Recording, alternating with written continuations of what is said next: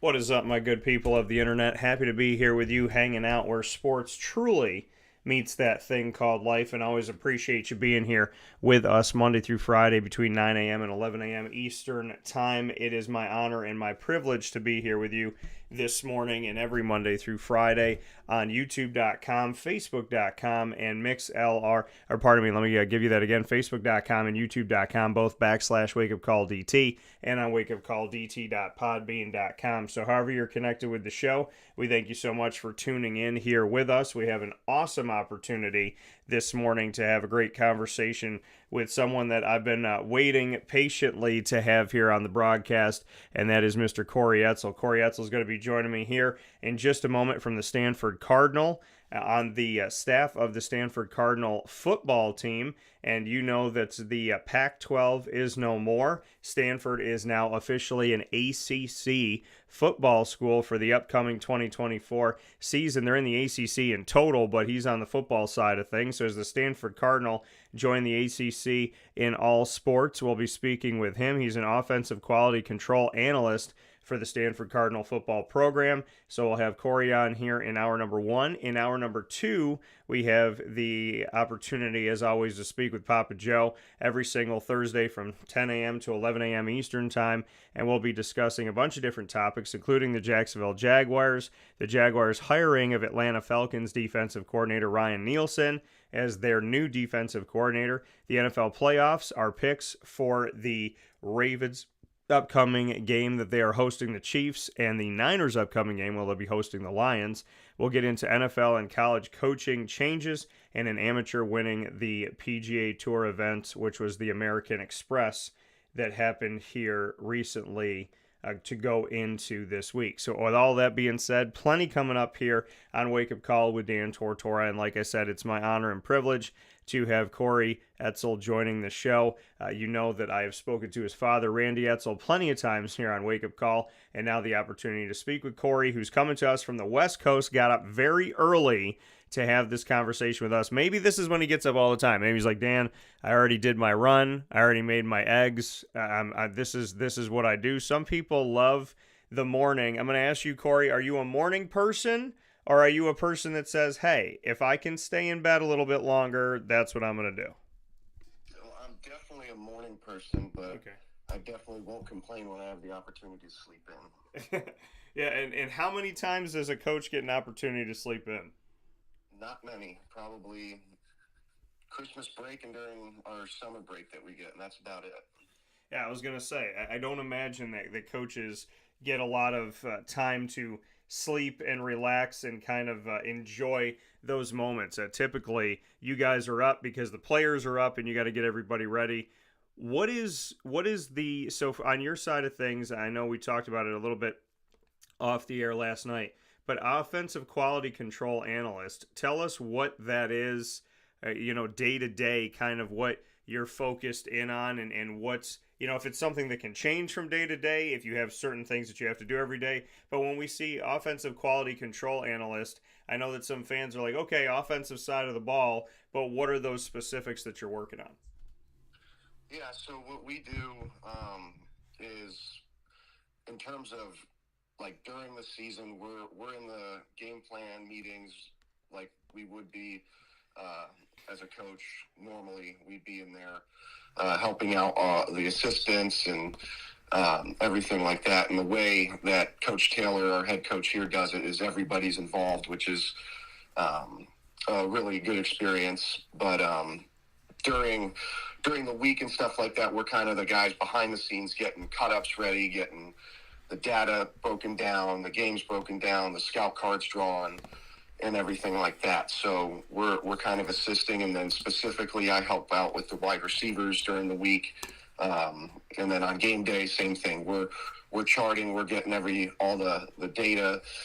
So whether it's at halftime, we could come down, here's what we've called, here's what we've done, and then post game, kind of the same thing. So it's still in the coaching world of it, but we're doing a lot more of the behind the scenes stuff as well.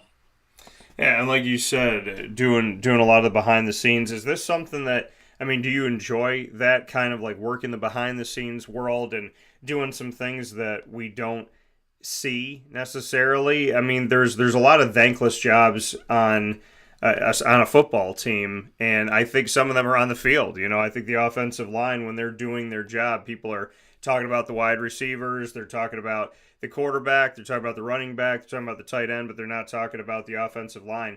Do you kind of feel that way at times of saying like, hey, we don't necessarily get the accolades, but we're doing big things that do show up in games, and there's different pieces that we're working on that can affect things, even though we're not necessarily the ones getting the credit?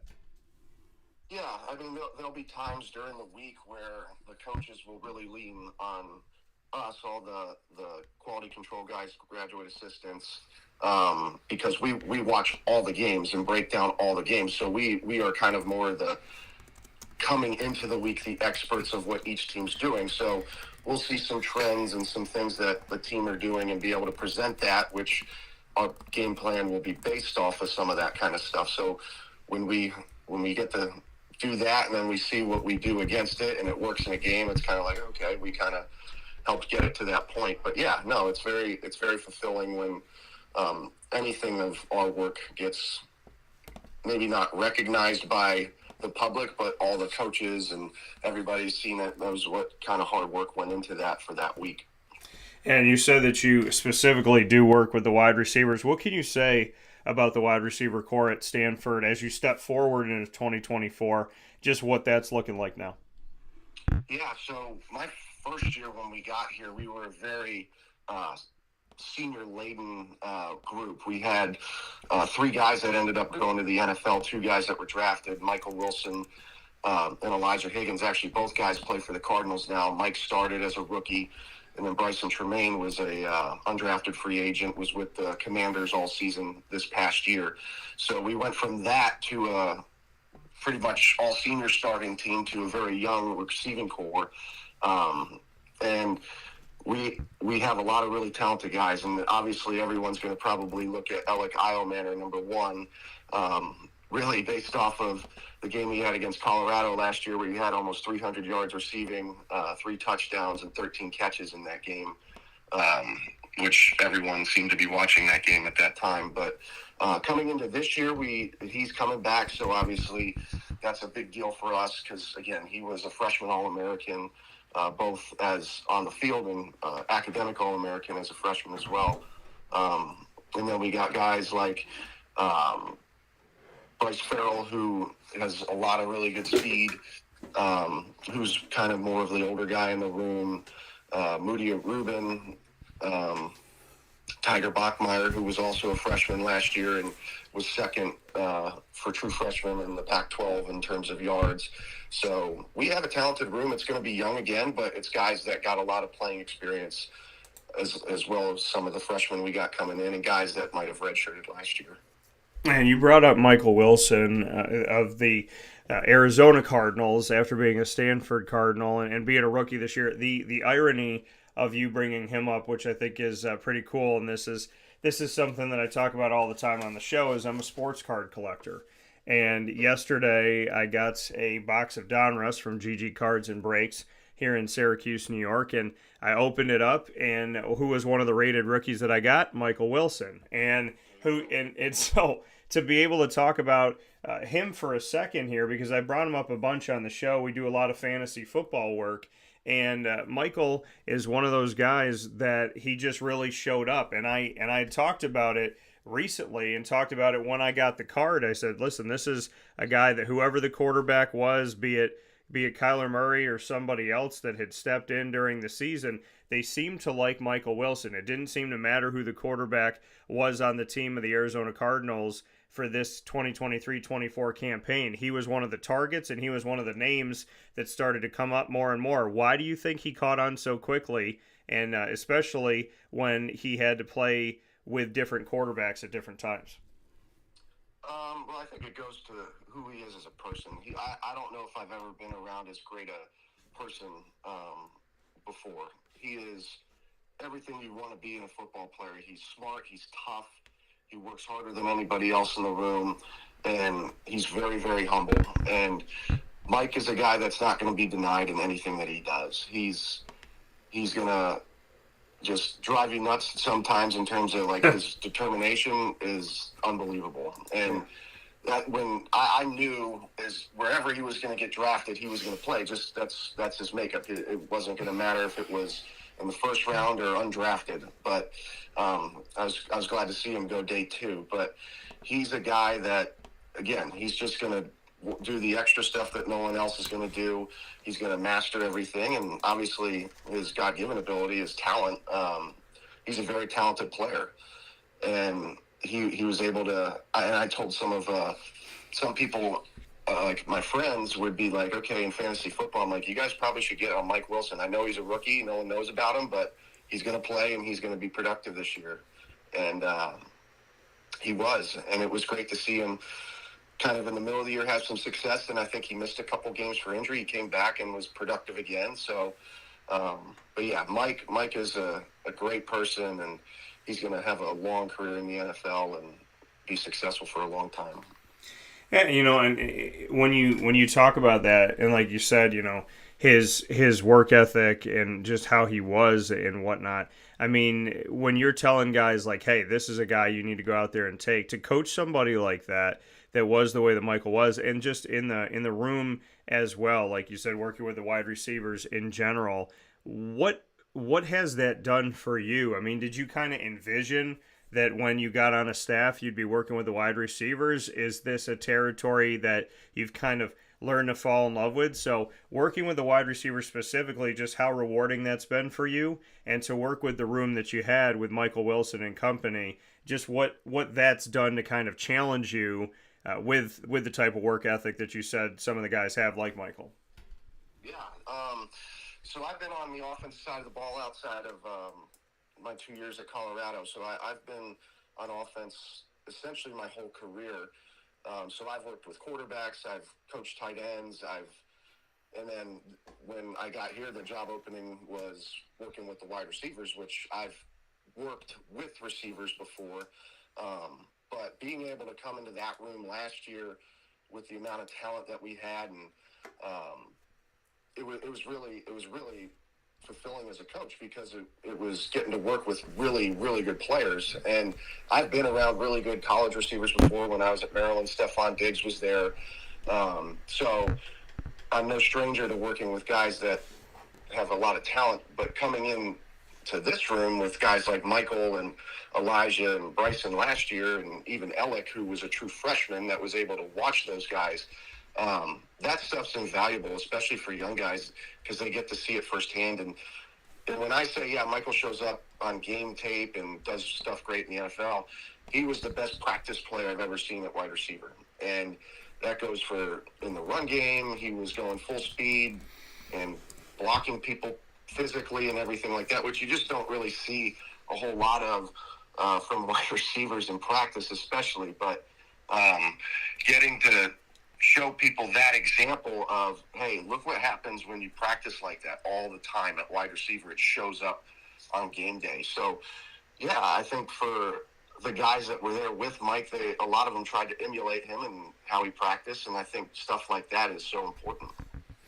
Yeah, and here with Corey Edsall on Wake Up Call with Dan Tortora, having the opportunity to speak with Corey for the first time on the show as an offensive quality control analyst for the Stanford Cardinal football team. When I put out that you were going to be on the show, I got messages from a bunch of guys connected to Syracuse, Oliver Vigil, as well as I just got something from Bruce Williams, who said, Corey, my guy, what's up, brother? There's been a lot of love coming from the Syracuse area for you. And for those who don't know, back in 2011, you started out as a freshman at Syracuse. You played quarterback for then head coach Doug Marrone, and transferred from there to Maryland and worked 3 years as a student assistant on the offensive side of the ball.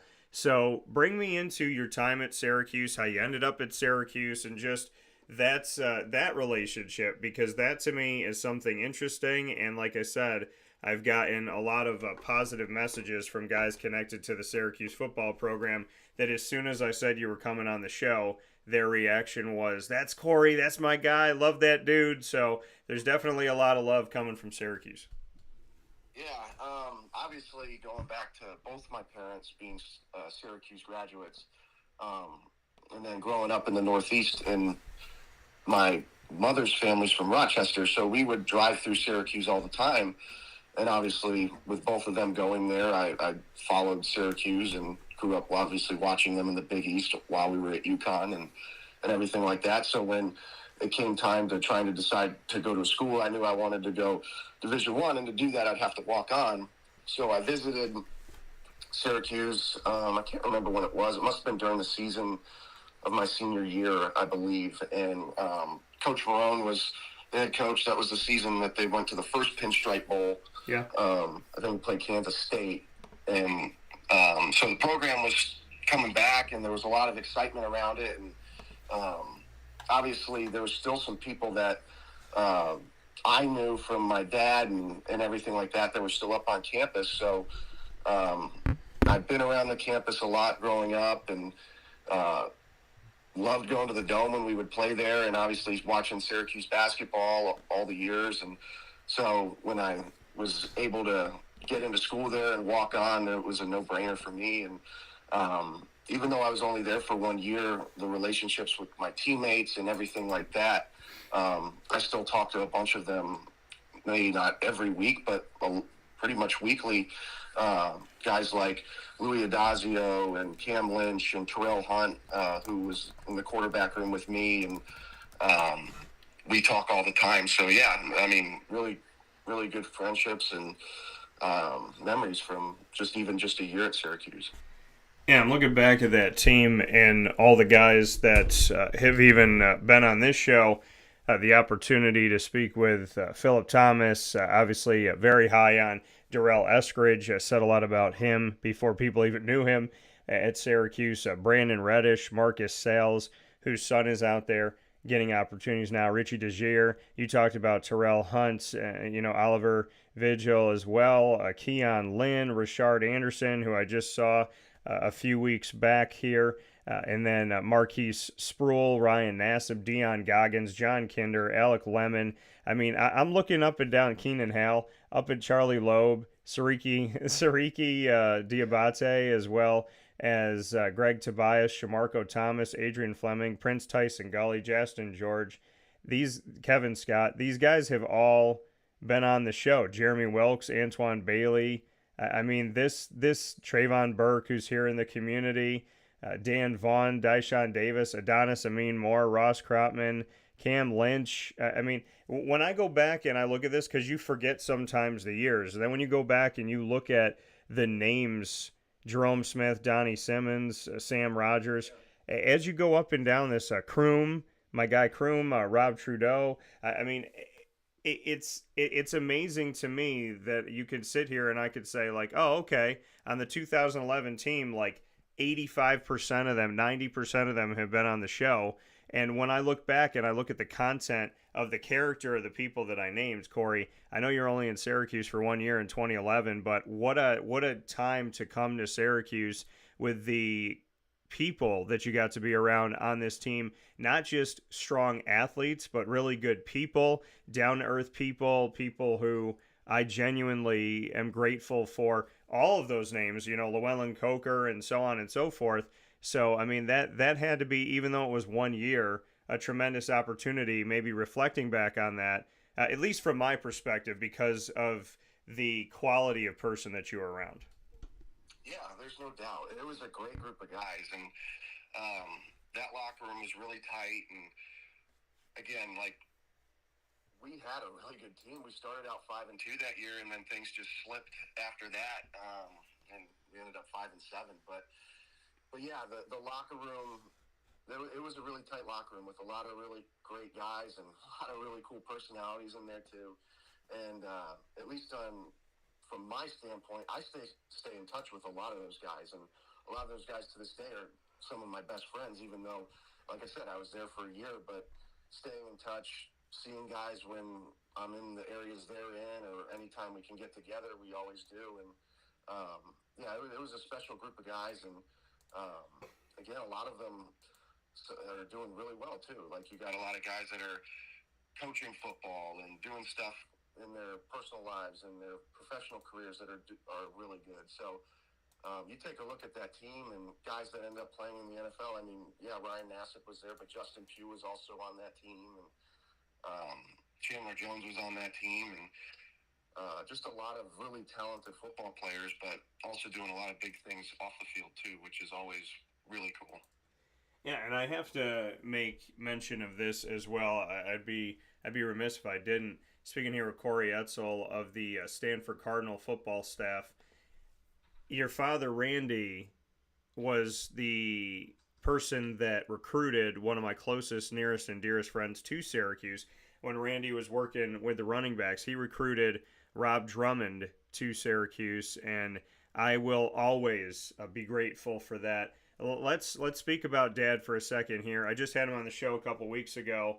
What I love about Randy, number one, is that I appreciated him and respected him from afar. And when I had the opportunity to interview him, I took those opportunities. When I had the opportunity to walk up to him at an event we were both at and get to speak with him man to man off the air, those moments mean more to me. Your dad always is willing to break stuff down, be candid. He doesn't mince words. He shares how he feels. We talk about very intricate subjects and whatnot. What is it like to have Randy as a father? Because, I mean, I know that I can appreciate a lot of things about him, but, you know, being with your dad, growing up with your dad, like you talked about your parents both going to Syracuse, you know, you end up going to Syracuse for a season. When you're around them, spending so much time with them, and then you and your dad are in the same profession, what is it like to be the son of Randy Edsall? Yeah, it's really cool because of so we just recently had our coaches convention, and you know, he's always a guy that did things, in my opinion, the right way, and is very respected around college football. Because anytime I go to a coaches convention, and obviously he doesn't go anymore because he's retired, but a lot of people are saying, "Hey, how's your dad doing?" And you know, we like, I love your dad. He always did things the right way and everything like that. But having someone like that who I can always lean on for advice, and who's been through it, and kind of in a similar manner in terms of starting their career right after playing or right after college, and but no, he's been great. He's been a great sounding board for me, and anytime I have a question, I can go to him and ask him, what's your opinion, or how should I go about doing this, or things like that. And again, just the respect that he has in the profession, it makes it very easy to have conversations with people, because they're like, oh, your dad always did things the right way. So from that standpoint, it's been awesome. And like I said, being able to call him and get in touch with him anytime I need to ask a question or go through a scenario with him, it's awesome. Yeah, you know, and like you said, people saying, you know, he did things the right way. What is the right way? What did he teach you? I mean, you're a coach here in college athletics. It's different now. We're going to discuss that in a second. But what things did he learn over time that he's imparted on you and said, hey, if you're going to be a part of this thing, this is what you need to know? Yeah, I think it's first and foremost, it starts with the players, and making sure you're doing everything you can to help them be successful, and building genuine relationships with the players, and have it be about them and not about money or about prestige or the logo you work for, but teaching these guys the lessons on and off the field that they're going to need to carry forward with their life once football's over, and obviously help them get better as a football player first and foremost, but creating those relationships where they can last throughout time. Because that's the one thing I've always thought whenever my dad either goes back to Syracuse or other places where he's coached, is he'll go back and do golf outings with guys that he recruited from 30 years ago. And it's like they get together and it was like it was just yesterday. And to me, that's always been really cool.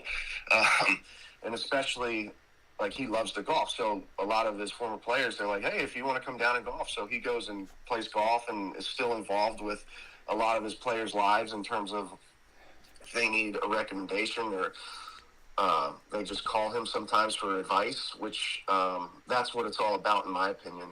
And the game is forcing people to try and go a little bit more into a professional model, but there's still value in an old school approach in terms of building a genuine relationship and caring for players and making sure you're doing everything you can for them.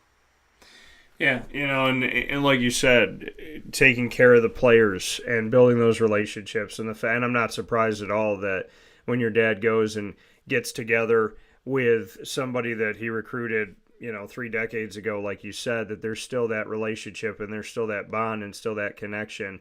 When you're forming your own bonds and relationships with people out there, do you feel like there is that, oh, okay, you're Randy's son, but is it that, or is it more now like, hey, that's Corey, this is what Corey's done? Do you feel like there is a separation? Because obviously your dad has a rich history, and like you said, there's a lot of positives that people have said in connection to your father, but do you feel like you've paved your own way? Do you feel like it's this, okay, you know what? He's good at coaching in this respect. These are the things that he does. This is the value he brings. Is there that separation? Because I know with father and son, or mother and daughter, and so on and so forth, there's sometimes that start off period where it's like, okay, yeah, that's Randy's son, Randy Edsall, da da da da da. Is there the separation now where they're beginning to see, oh, this is Corey's style, this is what Corey does, these are the things that he is really, really good at, this is why you want to have him on the staff? Do you feel like there's a separation? Yeah, I do. Because, like I said, I've gone to 2 different places where he had no connection to, didn't really know anyone there, and I got jobs on my own or through other people that I had known. But yes, I do think that now it's because now he's not even in it anymore. So now everything that I do or go and see people, it's like, oh, there's Corey. He's doing his own thing and on his own path. And yeah, I think when I started off and I was with him at Maryland and stuff like that, I was like, oh, that's Randy's son, and that's natural. I mean, that he is my dad, and I was working for him. But that's why I always thought it was so important for myself to go off on my own, to kind of create that separation for myself where it wasn't where I was just working for my father all the time and everything like that. Because I think you do have sometimes where it's like, oh, he's Randy's son, that's who he's worked for and all that. So I think now that I've worked at a couple different places by myself with no connection from him, I think I've been able to kind of separate and start to make my own path and create my own name for myself. And in creating your own name for yourself, Corey, what would you want to precede you? What are the things that you would want people to use to describe you as when they look at what you've done as a coach? Someone who's hardworking, someone who's loyal, and low ego, high output guy, and doesn't really worry about in terms of what he has to do, whatever the job is. I'm going to do it to the best of my ability and make sure for whatever school or place that I work, I'm always putting that first and doing whatever it takes to win and be successful. And in doing that, working in California at Stanford, it's such a unique situation now. And yesterday we did a broadcast, a wake-up call with Dan Tortora and the release of the ACC football schedule for 2024. I'm speaking here with Corey Edsall on the show on Wake Up Call this morning. Corey coming to us from the Stanford Cardinal as an offensive quality control analyst. looking at this schedule, a little bit different for Stanford since you got there, right? You got your non-conference games, you got your Cal Poly and whatnot, and you have Notre Dame, where there's obviously that history with Stanford and Notre Dame. But you're now going to be a member not of the Pac-12 but of the ACC, the Atlantic Coast Conference, and so games that involve going up against teams like Louisville, NC State, Wake Forest, SMU, who's joining the conference with you from Dallas, Virginia Tech, Clemson, Syracuse. So a lot of East Coast games, a lot of those games on the Atlantic Coast. What are your thoughts about all of this in the realignment that continues to rear its head in collegiate athletics and especially in college football to walk into 2024 with some familiar opponents, but also to be in a conference where in order just to come to the ACC kickoff, Stanford has to go across the country, literally from like one end to the other end, come from California to North Carolina to Charlotte just to be a part of media days for the ACC kickoff. So what is this like knowing that it's a new conference and it's a conference that is geographically on the other coast? Well, first of all, it's exciting. I mean, I'm excited, and we're all excited to go to the ACC. It's definitely going to be different, for sure. But it's part of what's happening in college football right now, and obviously the Pac-12 was around for over 100 years, and Stanford was an original member of the Pac-12, and so there's a lot of history here with that league, but that league's not going to be around anymore, as sad as that is. So I think we're definitely fortunate enough to be in the ACC and to be able to compete against the teams in that league. And for me, I mean, when I was at Maryland, we were in the ACC, so it actually goes back to my time at Syracuse. We were in the locker room after we played USC at USC, and Coach Marone told us we were moving to the ACC. And it was kind of like, okay, that was my first taste of conference realignment all the way back in 2011. And even that felt kind of weird at the time because I grew up a Big East guy and loved the conference. And but going to the ACC was like, okay. And then at Maryland, we were in the ACC. So the ACC is something that I'm very familiar with. So that part's exciting for me. But yeah, it's going to be a little bit different for our fans. But it's still going to be a really cool experience. And yes, everyone wants to talk about the travel, which for football, it's not as bad because we're only making 3 to 4 trips every year. Yeah. I think for the other sports, it's a little bit different. And from that standpoint, that's a different discussion. But no, we're excited about the ACC, and it is nice having a familiar team like Cal and our big rival going with us, in my opinion, because the big game is something that's very important to both Stanford and Cal, and the fact that that's been going for 126 years, this will be 127, and the fact that that still gets to continue, I think, is a big deal for both schools.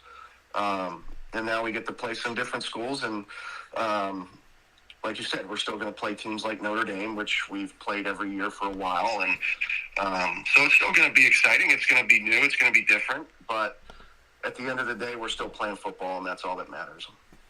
Yeah, and like you said, I mean, having some familiarity as you step into something, and then you having some familiarity with who you're going up against, and obviously spending time at Syracuse back in 2011, getting Syracuse. First time Syracuse and Stanford will face each other on the football field is going to be this season. You're going to be a part of it when you travel to Syracuse for a Friday night game on September 20th. Your thoughts on a return to Syracuse University and to be a part of history as the Stanford Cardinal will face off against the Syracuse Orange in their only meeting that they've ever had? Yeah, I'm really looking forward to that game. When they put out the opponents, I don't know however long that goes, a couple months ago, and I saw we were playing at Syracuse, selfishly and personally, I was really excited because I was like, oh man, I didn't think I'd at Stanford ever have the opportunity to go back to the Dome and get to go back there because it's a special place for me and my family, and I love that place. That was where I grew up, going to a bunch of games there, and when UConn would play Syracuse, and obviously playing there, the Dome is a really cool place. So, and the fact that it's going to be a Friday night, I know it's going to be probably a rowdy atmosphere that early in the year. So it's going to be really cool going back there and getting to experience that all over again. And the best part is it's in September, so the weather will be good outside, even though we're going to be playing inside, but it won't be snowing yet, which is good. So I'm excited for that. But yeah, that'll be cool. That'll be cool. The first Syracuse-Stanford matchup. The fact that it's at the Dome and that I get to be a small part of it is really cool for me. Yeah, and I mean, seeing this, it's so interesting, and it's it's becoming less and less unique in college football, but it's interesting to see something like this, especially with West Coast, East Coast teams joining each other in the same conference in the case of Stanford and Cal. Going through this whole final year of the Pac-12, how did you handle it as a coach? Because it was like, where are they going to go? There was the conversation about, is the American Athletic going to make a pitch? The Big Ten seems to have already made their pitch to the West Coast schools. Does the Big 12 come in at all? Does the ACC come in, which the ACC came in for Cal and for Stanford? But as this thing was kind of breaking up and different pieces were going, the first chips to fall were USC and UCLA to the Big Ten. Then we see the round of Oregon and Washington to the Big Ten. Then we see Utah, Arizona, and Arizona State to the Big 12, and now all of a sudden it's dwindling down less and less and less and less, and Cal and Stanford are looking for a home. How did that look on the West Coast? How did you experience it? And just what you could say from, being inside of one of those teams, just what these last few months have been like as Stanford was trying to figure out where home was going to be. Yeah, I mean, it was definitely a wild time because the beginning of 2022 is when UCLA and USC said they were going to the Big Ten, and that was kind of a blindside to everybody. And then it was kind of just in a wait and see for the next year, essentially. And then, like you said, it was essentially during the month of August, if I recall correctly, is when all that started to kind of, okay, what's going to happen? There's a TV deal. There's not a TV deal. And then when Colorado left, and it was at 9, and then it was like, okay, what's the final deal going to be? And then once Oregon and Washington and that all fell apart, it was like, okay, what's going to happen? And I was just worried about the football season and everything like that. But in the back of my mind, I always knew Stanford was going to be okay just because of the kind of university it is and the reputation that it has for, football obviously, but for every other sport. It's elite in every aspect you can imagine.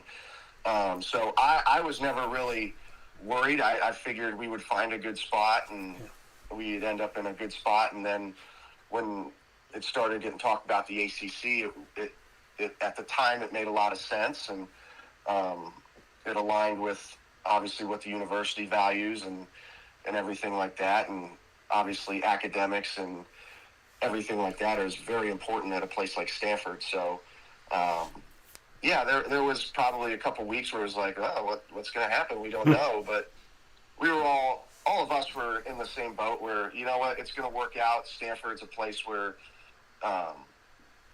that no matter what's going to happen, Stanford's going to be okay. Whatever the situation is, wherever it determines where we're going to be, it's going to work out because Stanford is the place that it is. And and you talk about going through that process and not knowing, but believing that Stanford and everything that Stanford has been over the years, that you're going to find your footing and that you're going to find a way to be all right, like you said. But did you ever see this? I mean, did anyone see, and from your perspective, an end to the Pac-12? The West Coast identifier when it comes to football. I know we have the West Coast Conference and the WCC and what Gonzaga has done and so on and so forth. But when we look at football, we're looking at the Pac and the Pac-8, the Pac-10, the Pac-12, and now there is no more Pac. It's kind of interesting because it's like, and I'd love to get your thoughts on the West Coast here, but are they saying, hey, the Pac is dead? Because it's not like the logo disappeared. It's not like anybody's officially said, from the Pac-12 office, like, hey, we are no more. We're gone. We're never going to exist again. Oregon State and Washington State still haven't declared themselves anything. They're like independent, but they have 6 games, I think, on their schedule with the Mountain West. Each of them does. So they're kind of in the Mountain West, but they're not in the Mountain West. Is there still this weird world of like maybe they try to resurrect the Pac someday? What are you hearing on the West Coast? Yeah, I don't know. I don't think anyone has an answer of what college football is going to look like from a conference standpoint in the next 5-10 years. I think it's this new thing that's happening with the Big Ten being a coast-to-coast league, the ACC being a coast-to-coast league, the SEC being however many teams it is, and the Big 12 essentially being a coast-to-coast league. I think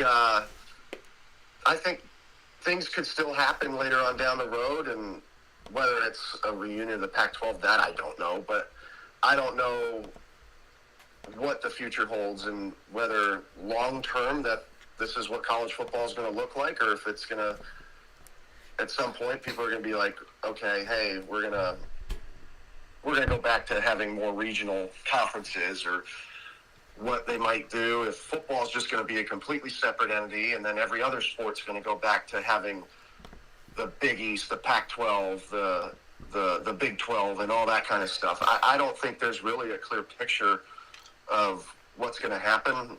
The one thing that's probably inevitable is more change. Yeah. And what that's going to look like, I don't have a good answer, because everywhere I've been, when I was at Syracuse, we left the Big East to go to the ACC. When I was at Maryland, we left the ACC to go to the Big Ten. At UConn, we left the American, go to Independent. At Stanford, we left. We didn't leave. The Pac-12 kind of dissolved, and we went to the ACC. But the only time where I wasn't somewhere where there was conference realignment was when I was a GA at Colorado for 2 years, and obviously we were in the Pac-12 at the time, and I was just kind of like, yeah, this is the one conference, if any of them outside of the SEC and the Big Ten, this conference will never have lose itself to conference realignment. And because I thought it was a perfect conference. Each team had a travel partner. It was the West Coast. It was all the big schools on the West Coast. And just geography-wise, I was like, there's no way anything will happen, and maybe outside of expansion. Yeah. And then when it happened this year, it was sad. It was sad because I thought the Pac-12 was a great league, but again, that's the reality of where we're at in college football and college athletics. So, not that people want to embrace it, but that's just how things are going. Speaking here with Corey Edsall of the Stanford Cardinal football team, is there something that, like, if you had to put your money down right now, of everything you've seen, because like you said, outside of Colorado, the only thing you know as a coach is change.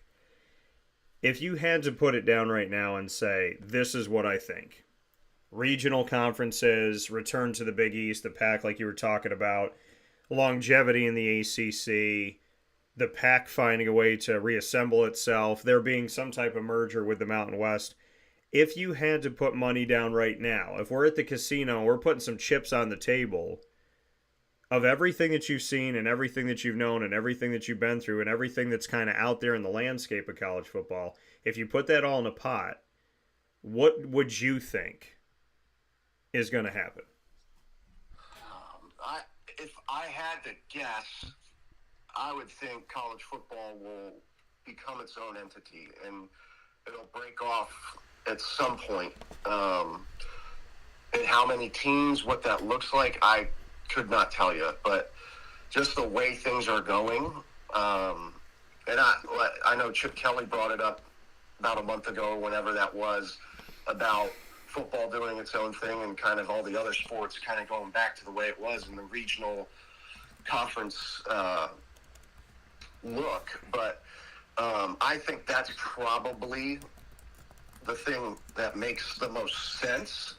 And from how things have gone, where I could see everyone kind of going for that, and maybe not every Power 5 team. I don't know what that looks like, but I would see it kind of more from that kind of football kind of creating its own thing, and then everyone else kind of falling back into regional conferences. Because for all the other sports, that would make the most sense to me. But again, everything that I've thought in college football the last 10 years has been completely flipped upside down. So I think my best guess is I have no idea. But if I had to guess, it would be football kind of breaking off in its own separate category. Yeah, because, I mean, it's like you said, it's exciting, but there's something that I just can't shake right now, which is this. I don't see Cal and Stanford in the ACC as a long-term fix. I see it as kind of a Band-Aid thing. And I know you got to play the teams that are in front of you, but it just seems to be a unique world. Now, when I spoke to your dad, and I told you this off the air, I asked Randy, I said, if you had advice to give to your son right now, what advice would you give to him? And he said, go to the NFL. Now, when we look back on your history, you had some time in the NFL. You had 2 summers as a scouting intern in the NFL training camps, the New England Patriots in 2013, the Philadelphia Eagles in 2014. What are your thoughts? What are your aspirations? I mean, if I'm talking to you 5 years from now, whatever it may be, actually, I don't want to ask it like that because I can't stand when people say, where do you see yourself 5 or 10 years? When we look at, so I can't stand that question, so I'm not going to ask it. Your trajectory for you personally, your aspirations and what you would like to do with your career in any amount of time, is it a return to the NFL? Is it being a head coach in college football? Is it being an offensive coordinator? What are your thoughts on what you're hoping for and kind of maybe what some of those plans are for you that, you know, they say dreams are dreams until you write them down, then they become goals and then you put them into action. So what are some of these goals for Corey Edsall? I'd like to kind of, in my next move, I would like to either coach my own position or, again, like the NFL is something that always has intrigued me. And obviously my 2 training camps there in New England and Philadelphia, it was really cool kind of to see the professional side of it because it is a different game. But yeah, I would eventually like to become a offensive coordinator. Then ultimately I would love to be a head coach, whether that's in the NFL or in college. It really, from that standpoint, that wouldn't matter to me in terms of being a head coach. But that would be my ultimate goal, is to hopefully become a head coach someday. Well, when we look at those connections that Stanford has and the coaching movement that's constantly happening, there's a guy that is about, I believe, 35 miles away from you. Stanford, 35 miles south of San Francisco. There's this guy in San Francisco. His name's Christian McCaffrey. He's pretty good. He went to school at Stanford, drafted in 2017 in the first round of the NFL draft, pick number 8 overall by the Carolina Panthers. He's now with the San Francisco 49ers. What can you say about Christian McCaffrey and just his level of athleticism, of talent, and just what he does for Stanford? Because he is, I mean, it's funny. I know a couple things about Christian McCaffrey. I know that, well, I know a few things, and I'll tell you down the line what it is. When I think of Christian McCaffrey, I think, oh yeah, he's that guy from Stanford. That's on my mind. He played at Carolina. Carolina didn't know what they were doing at the time. He goes to San Francisco. He's the only person that I know, and a guy who's covered fantasy football for many years. He's the only running back that I know of in history that went from being the number 1 running back in fantasy football to dropping off the face of the earth to being the number 1 running back in fantasy football. And so, I mean, what he's done has been absolutely incredible in his career. He has, I'm not going to even say he's reinvented himself. He's just continued to work hard. He's withstood the test of time. He's gone against what the typical life expectancy of a running back is in the NFL. But every time I think about Christian McCaffrey, it's always on my mind that he went to Stanford. And look at this guy from Stanford, this 5'11 guy who maybe didn't get respect from everybody coming into the league. And I think that that's huge. And being 35 miles away, especially in San Fran, you guys can not only go up and see him, but I can only imagine that he continues to improve the portfolio of Stanford and Stanford football. Yeah. Well, when I was at Maryland, it was my last game there in the Foster Farms Bowl in 2014, and he was a freshman, and he wore, I think it was number 27, and he was running all over, and I'm like, who is that guy? And obviously they beat us in that bowl game, and then after that I went to Colorado, and we played Stanford for 2 years, both years I was there. And the first year I was there, we played them at home, and that was the year they finished the season at number 3 in the country, and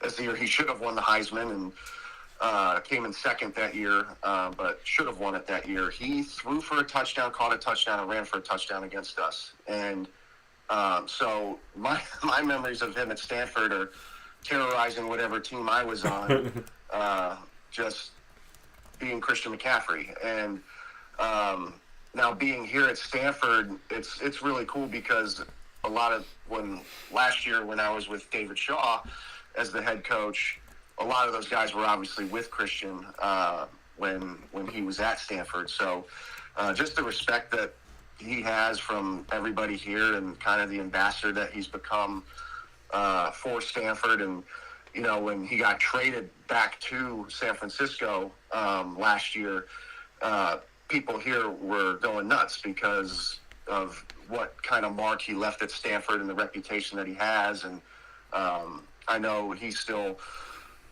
around. He's a very active guy in the community. And it was kind of funny. Tara Vanderveer just passed Mike Krzyzewski for the all-time wins leader in college basketball, who's our head women's coach here. Yeah. And she went out to dinner the other night, and it was like 2 or 3 nights ago, and they put a picture on Twitter of Christian McCaffrey bumped into her, and it was like a picture of Stanford royalty right there. It's Christian McCaffrey and Tara Vanderveer. And it's just cool little things like that where there's really no other place like that, like Stanford. And that's what makes this place really cool, is the Christian McCaffreys, the Andrew Lucks, Andrew's always around, and which is really cool. And John Lynch, who's the GM of the 49ers, is a Stanford grad, and obviously an NFL Hall of Famer as well. But you don't really get that kind of network and alumni at any other place other than Stanford. No, you don't. And I mean, to see, I mean, how many people get an Andrew Luck and a Christian McCaffrey, like you said, and then Vanderveer, looking at this, and it's something that just catches your eye, right? Because you think about Coach K and everything, that he's done, and obviously if you're in Syracuse, you're thinking about Jim Boeheim, you're thinking about Pat Summitt, you're thinking about Gino Auriemma, and then you see somebody come up and take this overall, top in men's and women's Division I college basketball combined, the most career wins ever. What has been that experience been like at Stanford to celebrate Vanderveer and to really be a Stanford community, a Cardinal community around the fact that you have the coach that now has the most wins in college basketball history in Division I? Yeah, it was really cool. It was really cool that all that kind of stuff was happening the last couple days, and kind of when they won the game before to tie, everyone knew that Sunday was going to be a really cool day because all they had to do was win, and she had passed him. And I think she's probably the most underappreciated coach because she's just quietly gone about winning every year at Stanford with kind of very little fanfare. But when you take a look at what she's done with USA women's basketball and what she's done at Stanford, and she was also at Ohio State and Idaho, she's made as big an impact as anybody in college basketball. So it was really cool to see her kind of get her flowers and kind of get her due nationally when that happened on Sunday. And she's unbelievable. You watch her coach and watch her teams and how they play, and someone that really appreciates basketball. I mean, growing up at UConn, obviously, UConn women's basketball is huge. So coming here, it was really cool because they've been great forever at Stanford since she's been here, and to see her finally kind of get the accolades nationally and everyone kind of saying, "Wow, she's done a really good job there." And it's kind of crazy, in my opinion, that it took her to pass Coach K for everyone to realize, like, yeah, she's the all-time wins leader and what she's done in college basketball nationally. But she's obviously fantastic and the best to ever do it. Yeah, and it's really special. And before I let you go, Corey, to look at your head coach, Troy Taylor, and the interesting kind of naming of the coach, not called a head coach, but a director of football at Stanford. So kind of a unique way to look at it. What does Troy Taylor bring to the table? I mean, I know I've covered the ACC for over a decade, and I know so many people are looking, to Stanford and to SMU, and I've covered SMU for a decade as well inside of the American Athletics. So, familiarity and kind of like, who are these people? What are they about? What are these coaches about? What are teams like Syracuse and Virginia Tech and Clemson and Florida State and so on and so forth, like, what do they need to prepare for? How would you describe your head coach and Troy Taylor and just what he brings to the table and how he leads this Stanford Cardinal team as the next time we will see him is in the ACC? Yeah, first and foremost, Coach is a great person, great family man, and someone who did a really good job coming in here with the transition from Coach Shaw to him, really reestablishing a culture here in his own way. And he's an offensive junkie. He's one of the, if not the best I've been around in terms of his creativity offensively. And you just take a look at what he's done as a head coach in his career. His numbers at Sacramento State are incredible, and what he was able to do at a place where they really hadn't had much success at all. And he went in there in 3 straight Big Sky championships, 3 straight Big Sky Coach of the Years, and what they were able to do and just shatter offensive records, and where he's been as a coordinator, what they've done offensively. He's shattered records everywhere he's been. And, we had, I believe it was 17 guys who graduated and transferred when the whole transition was happening that were starters. And so we were playing with a lot of young guys and a lot of inexperience, and his ability to adapt to the personnel that we had to give us the best chance to go out and win football games is something that was really cool to see. And for me as a young coach trying to learn and being able to learn, like, okay, hey, this might be kind of what we've done in the past, but to be able to adjust the offense based off of who we have to where we can really do essentially anything we need to based on who we have available is really cool. And again, he's a great person. He's a great mentor, and a guy you can just go in and have a conversation with, whether it's football, not football. And again, he's a relentless recruiter and someone who will do a really good job, as he already has started to at Stanford, getting it back to where we want it and where it was not too long ago. Yeah, and I appreciate those words, and I'm sure Coach Taylor does as well. Really awesome to see the fact that, I mean, for me, selfishly, as a sports fan, a football fan, I'm ecstatic to, see these moments where Cal and Stanford are playing up against Syracuse and SMU. Rhett Lashley, I got a ton of respect for him and spending a lot of time with him over the years here. And So either in person or over the phone or whatever it may be. So, I mean, I'm definitely looking forward to this. Like I said, might be a Band-Aid of what we're seeing in college football right now. But for the time being, Stanford coming into the ACC and Corey Edsall going to be a part of that as an offensive quality control analyst, spending time with the receivers, spent a bunch of years at UConn with tight ends. And so looking at really that grouping of the guys that are catching the ball and trying to get it down the field, his hopes of being a leader of a position, a coordinator, a head coach someday. Corey, I mean, this hour flew by. I had so many things on my mind to talk with you about. We tackled a lot of different pieces, from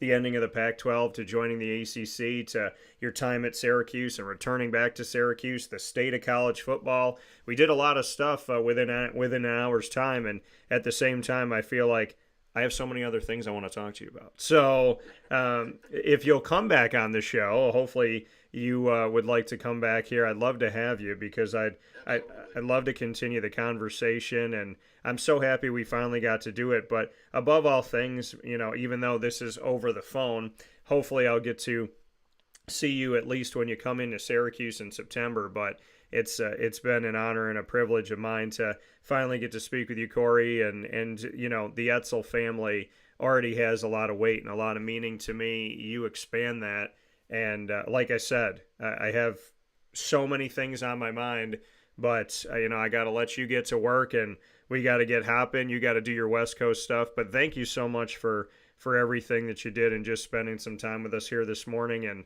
I know it's a long-winded way of saying it, but I definitely feel like we barely broke the concrete on this thing, and I'd love to continue the conversation.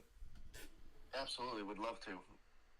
That coming here from Corey Edsall, Stanford Cardinal, coming to play Syracuse in the ACC. Big things coming up for the Cardinal, and they got some big-time games in and out of conference for the 2024 season. Corey, stay safe on the West Coast. Say hi to CMC for me, and we'll talk with you soon. All right, Dan, I really appreciate it. Thank you. All right, thanks, Corey. See you. That coming from Corey Edsall one more time here on Wake Up Call with Dan Tortora, where sports truly meets that thing called life. And I mean, I can't say enough. This conversation was a couple of years in the making. And now it's funny how we were going to have this conversation no matter what before Syracuse and Stanford were going to become the same conference inside of the ACC. So this conversation was already set up well before that. And the fact that, it's God just aligns things together. I wanted to talk to Corey because I wanted to get to know him. I appreciate his family. I appreciate my time with his dad, Randy. And I just wanted the opportunity to expand.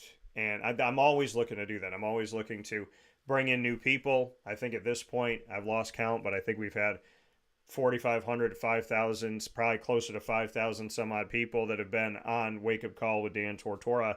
And I'm always looking to reach out and build new bridges all the time. And Corey was one of those bridges I wanted to build, and we were going to talk no matter what. And then he ends up going to Stanford, and then Stanford comes to the ACC, and it all kind of aligns with a lot of other things I was doing. But if it didn't do any of those things, I was still going to have Corey on the show, because my thing is I just want to talk to people and build good relationships and get to know them and what their story is and what's meaningful to them. And, if anybody knows anything about me, we've covered all different sports all over the country, outside of the country. We've had people on the show. I mean, I can't even begin to tell you the list of sports we've covered, to the places that we've gone to do that and the places that we've called and reached out to people to do things. I love it. I love that, God has been so great in guiding me to really nice people who have said yes, and I appreciate it tremendously. So thank you to Corey Edsall, offensive quality control analyst for the Stanford Cardinal, who spent a season at Syracuse under Doug Marrone back in 2011. Great conversation, a lot of insight, went by really fast, and so much more to talk about in the future. So look forward to having him back. Papa Joe coming up right after this on Wake Up Call with Dan Tortora, where sports meets life. Hi, Hi, this is Amy from Mother's Cupboard, home of the whole frittata. We are open daily 6 a.m. to 1:30 p.m. For takeout orders, call 315-432-0942 and tune in to Wake Up Call with Dan Tortora for our monthly food challenge and try our Wake Up Call signature menu item available 7 days a week. Here at Mother's Cupboard, we are Central New York, and it's our honor to serve you.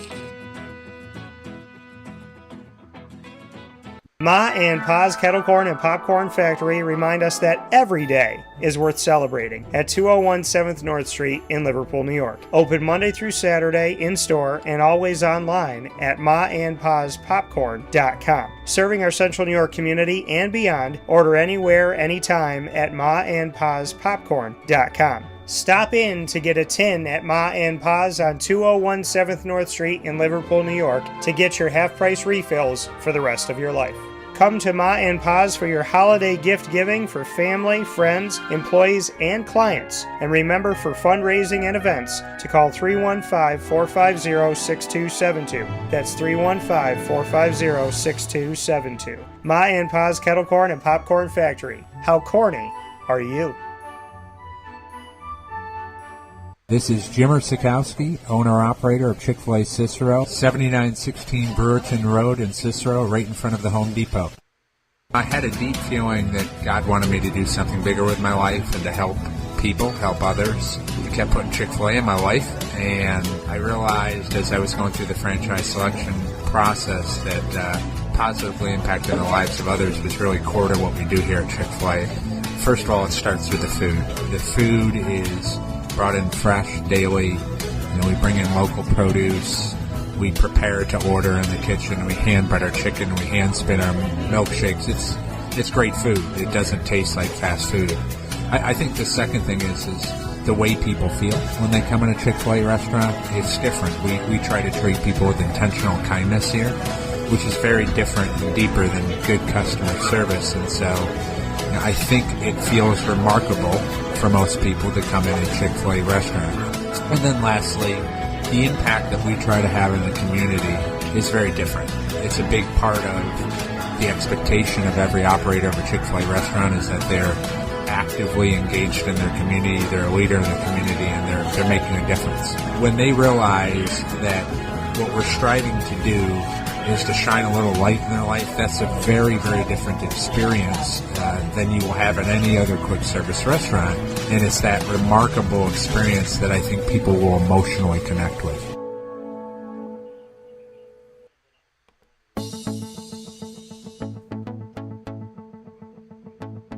Avicoli's, located on the corner of Route 57 and Wetzel Road in Liverpool, New York, has been your trusted neighbor for decades. Located just steps from Liverpool High School, we're happy to have the Liverpool Warriors on-site, on-location broadcast at Avicoli's through Wake Up Call with Dan Tortora every single month, featuring student athletes, coaches, and administration throughout the year from Liverpool High School. Head out to Avicoli's today on the corner of Route 57 and Wetzel Road in Liverpool, New York, open Tuesday through Sunday for lunch, dinner, and drinks. We'd love to see you out there, and of course you can call them at 315-622-5100 for takeout, delivery, and catering. That's 315-622-5100, and also find them on myavicolis.com. That's myavicollis.com.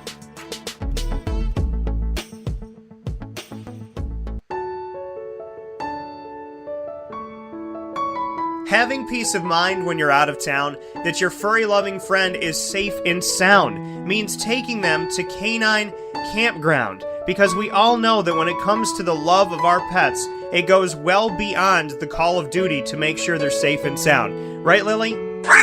So take a ride to 242 Johnson Street in East Syracuse, New York, and see Canine Campground and where your dog will be staying in the classic cabin, the executive cabin, the grand cabin, or of course the luxury cabin, because if you know Lily, you know she loves luxury. Now you don't have to wait to the last minute to find a family member or a friend that'll take your dog for a few days. Call Canine Campground at 315-299-4013. That's 315-299-4013. Their drop-off and pickup times are Monday through Sunday. Check K9campground.com for more information. That's the letter K, the number 9, and campground spelled with a K.com. K9campground.com. When you're going out of town, bring your dog to K9 Campground.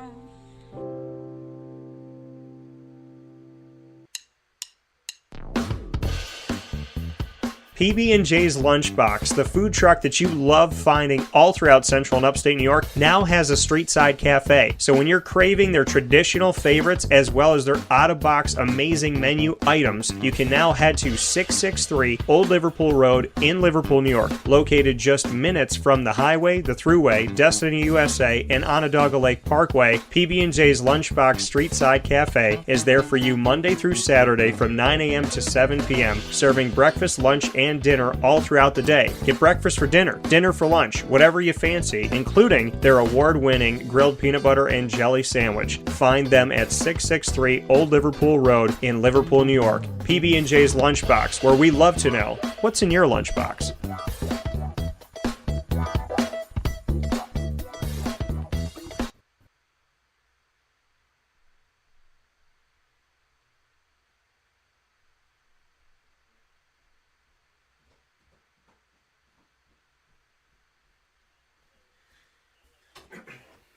And a welcome back here to Wake Up Call with Dan Tortora, where sports truly meets that thing called life. We appreciate you being here with us every Monday through Friday from 9 a.m. to 11 a.m. Eastern Time.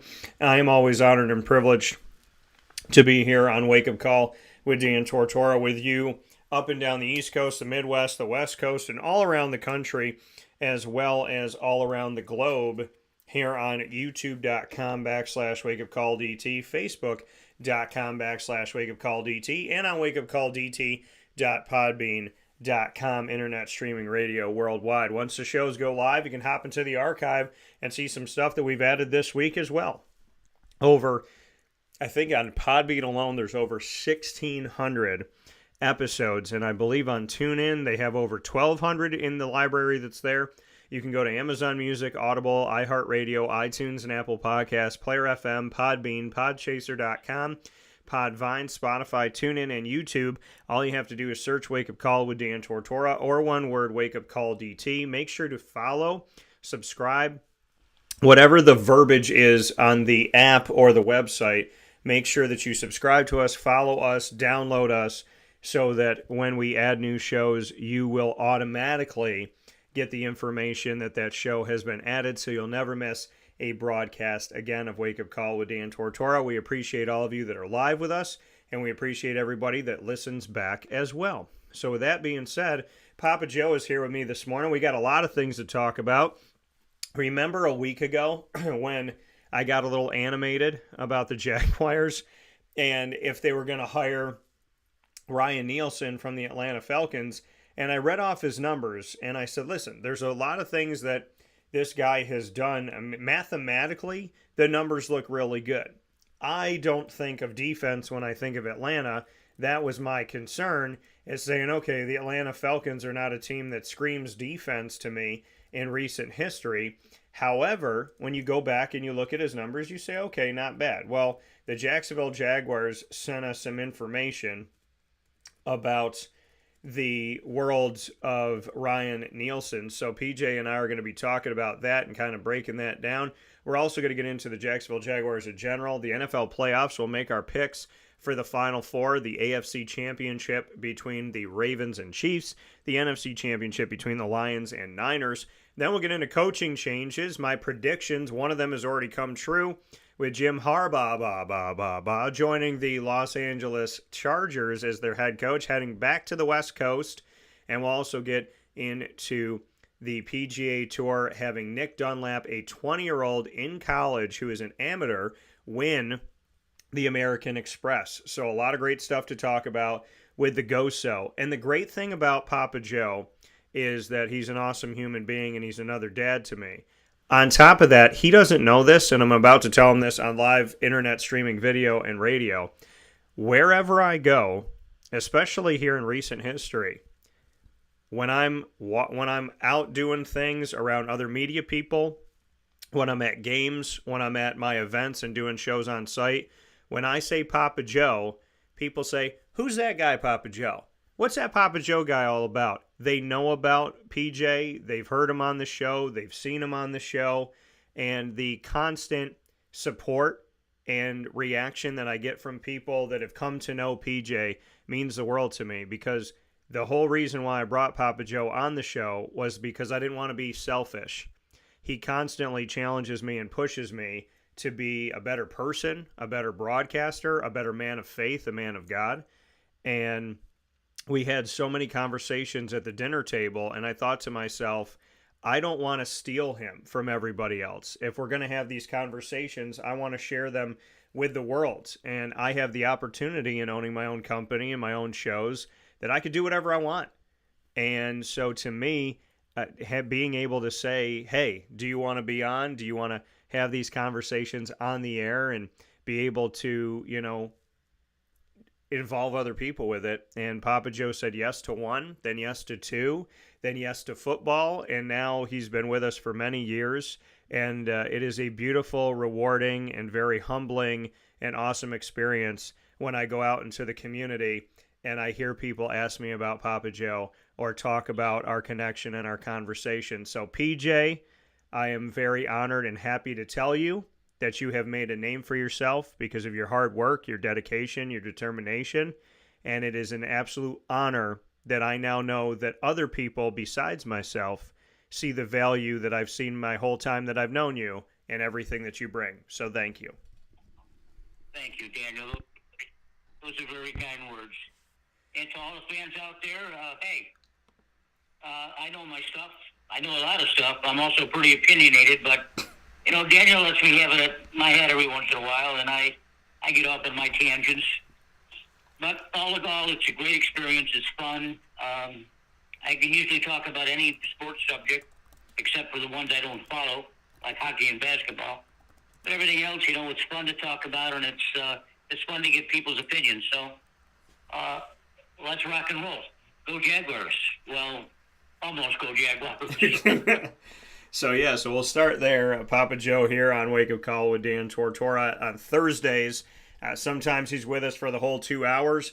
And right now in this part of the year, so when we do baseball and football together, he has a takeover Thursday, and he is with us 10 a.m. to 11 a.m. Eastern time here as baseball finished up on the field, and we continue with football. So with Papa Joe here this morning, we're going to start things off in our conversation with the Jacksonville Jaguars, who made the decision to hire Ryan Nielsen, who was most recently the defensive coordinator for the Atlanta Falcons under Arthur Smith, who was let go after 3 seasons with the Atlanta Falcons inside of the NFC South. I want to give you some background information on Ryan Nielsen, and I want to thank the Jacksonville Jaguars for their help and assistance in getting this information out. They do a tremendous job of providing us information all the time, and I want to thank their staff for that. So head coach Doug Peterson said this about the hire, quote, "We're excited to welcome Ryan and have him lead our defense moving forward. Ryan is an outstanding football coach, and his defenses with the Falcons and Saints were always fundamentally sound in both their physicality and concepts. He has the rare ability to both teach and connect with his players. He builds lasting two-way relationships predicated on trust. He establishes accountability, first from himself, then the players." What I most admired about Ryan's defenses, and we saw this in London back in October, was their shared intensity and enthusiasm to get the job done and impact the game. End quote. So, Nielsen spent last season, which was his 8th season in the NFL overall, as D coordinator, as I said, of the Atlanta Falcons.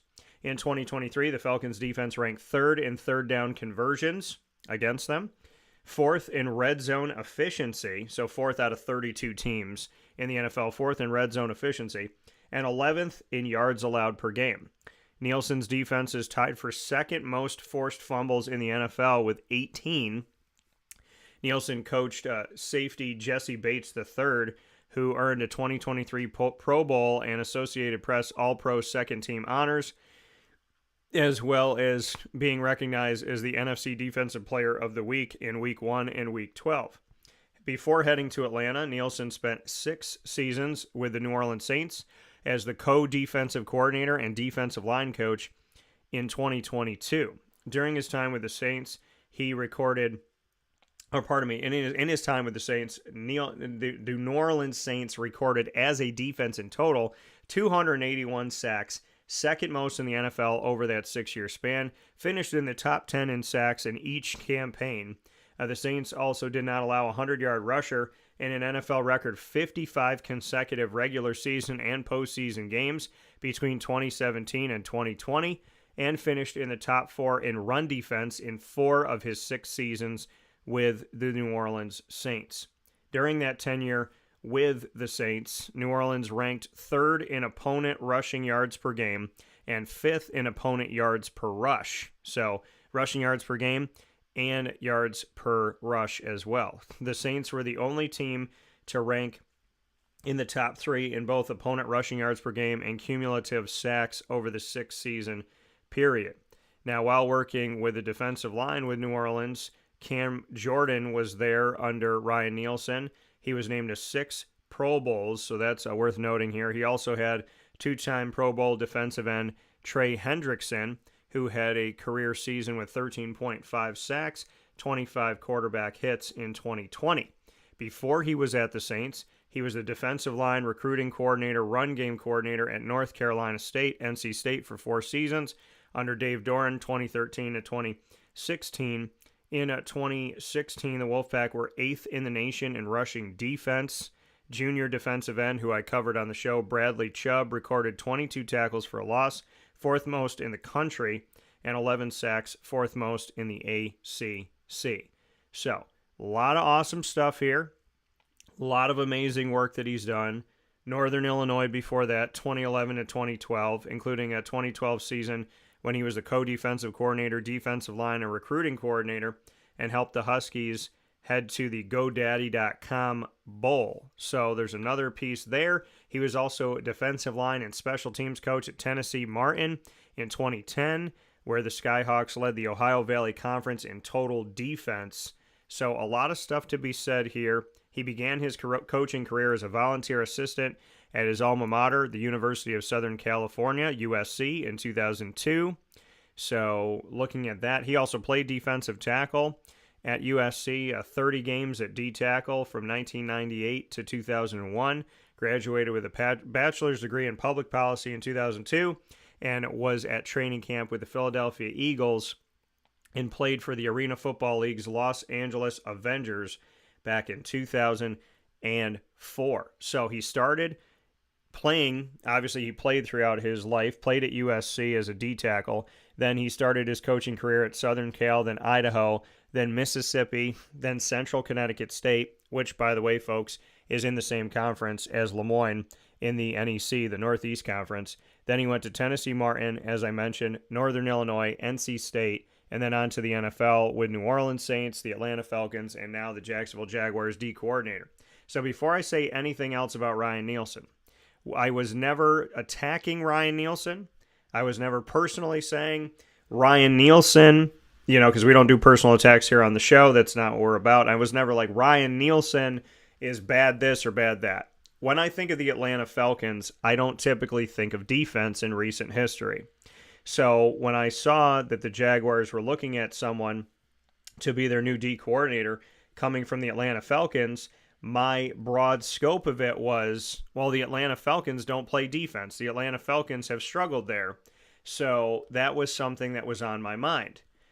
Upon further review of looking at the numbers, I believe that it's important in society to admit when you're wrong. I don't know what this is going to look like with the Jacksonville Jaguars. You never know until everything comes together, and you have to give it time to mature and to grow and to blossom and progress.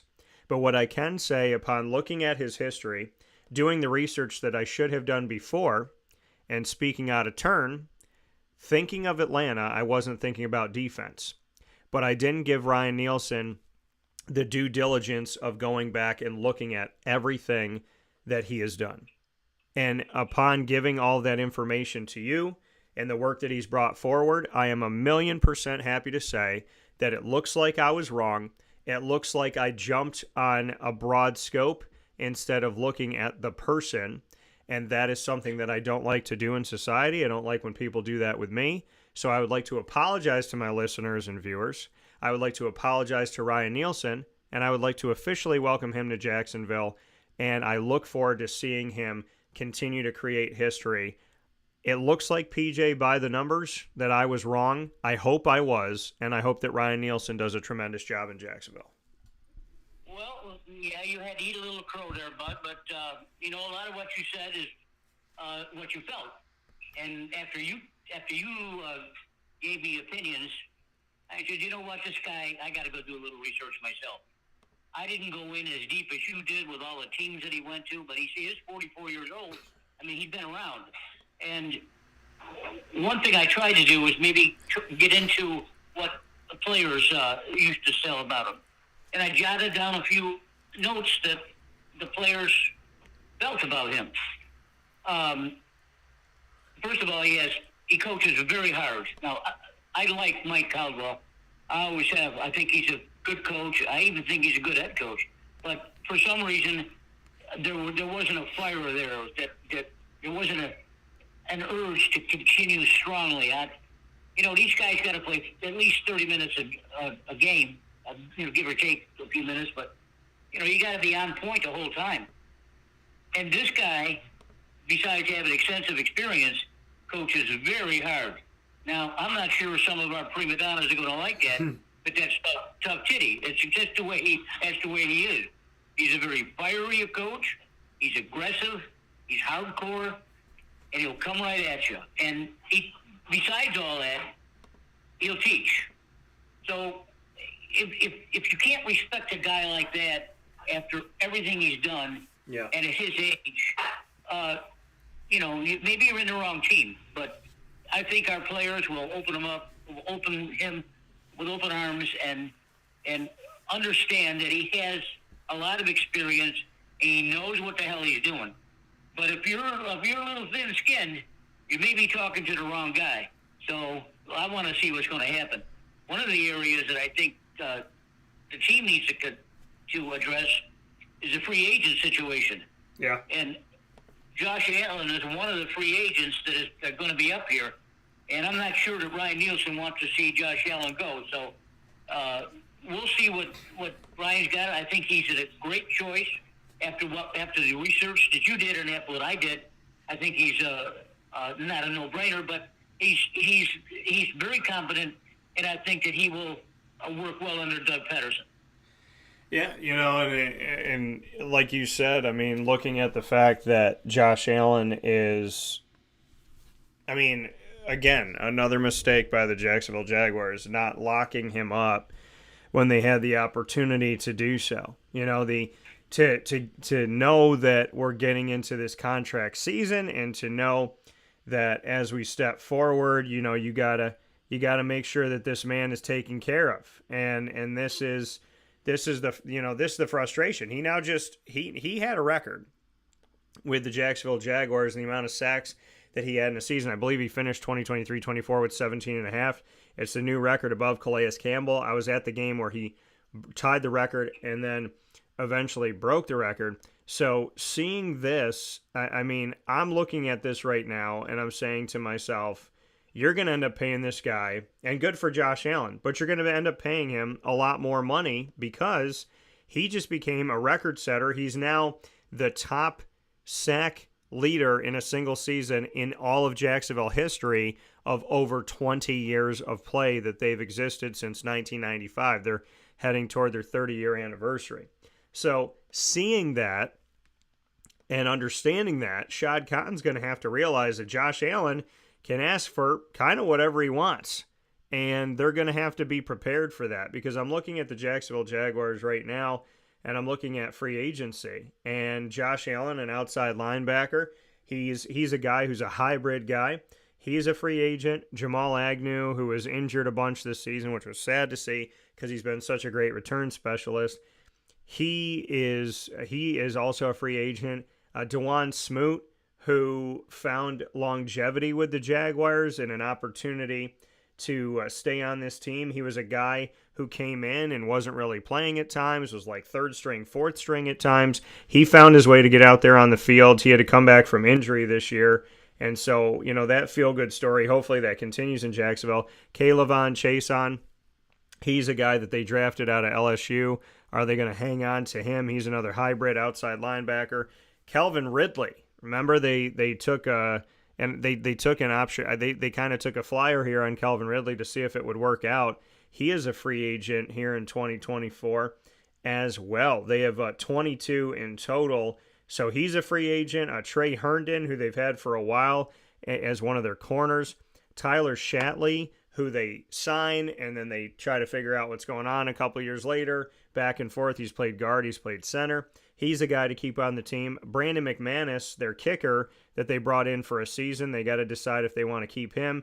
And then there's other guys, Shaquille Quarterman, linebacker, who's had some playing time. Offensive lineman Cole Van Lanen. Daniel Thomas, their safety, who's been out there for them this season.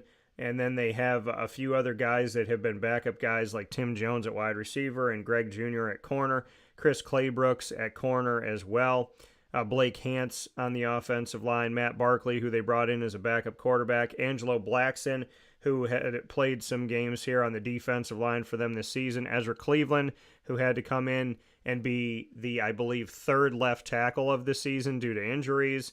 And then Dearness Johnson, who had some time in the backfield at running back. So when we look at this list, PJ, 22 guys, but we're looking at Josh Allen, Jamal Agnew, DeJuan Smoot, Kayvon Chason, Calvin Ridley, Trey Herndon, Tyler Shatley, Brandon McManus. Those guys have all been starters. What are your thoughts on who they keep, who they let go of? If you need me to repeat anybody at any time, because it's a list of, what I gave you here, 8 names. We'll start with Josh Allen because you brought him up. The Jacksonville Jaguars, I would think, have to undoubtedly make sure that they offer Josh Allen a very respectable and hefty contract, I would imagine here. He's a guy that they drafted. He was, when he came in, he was drafted, and Josh Allen was drafted, the quarterback out of Wyoming, to the Buffalo Bills, and people focused on that Josh Allen.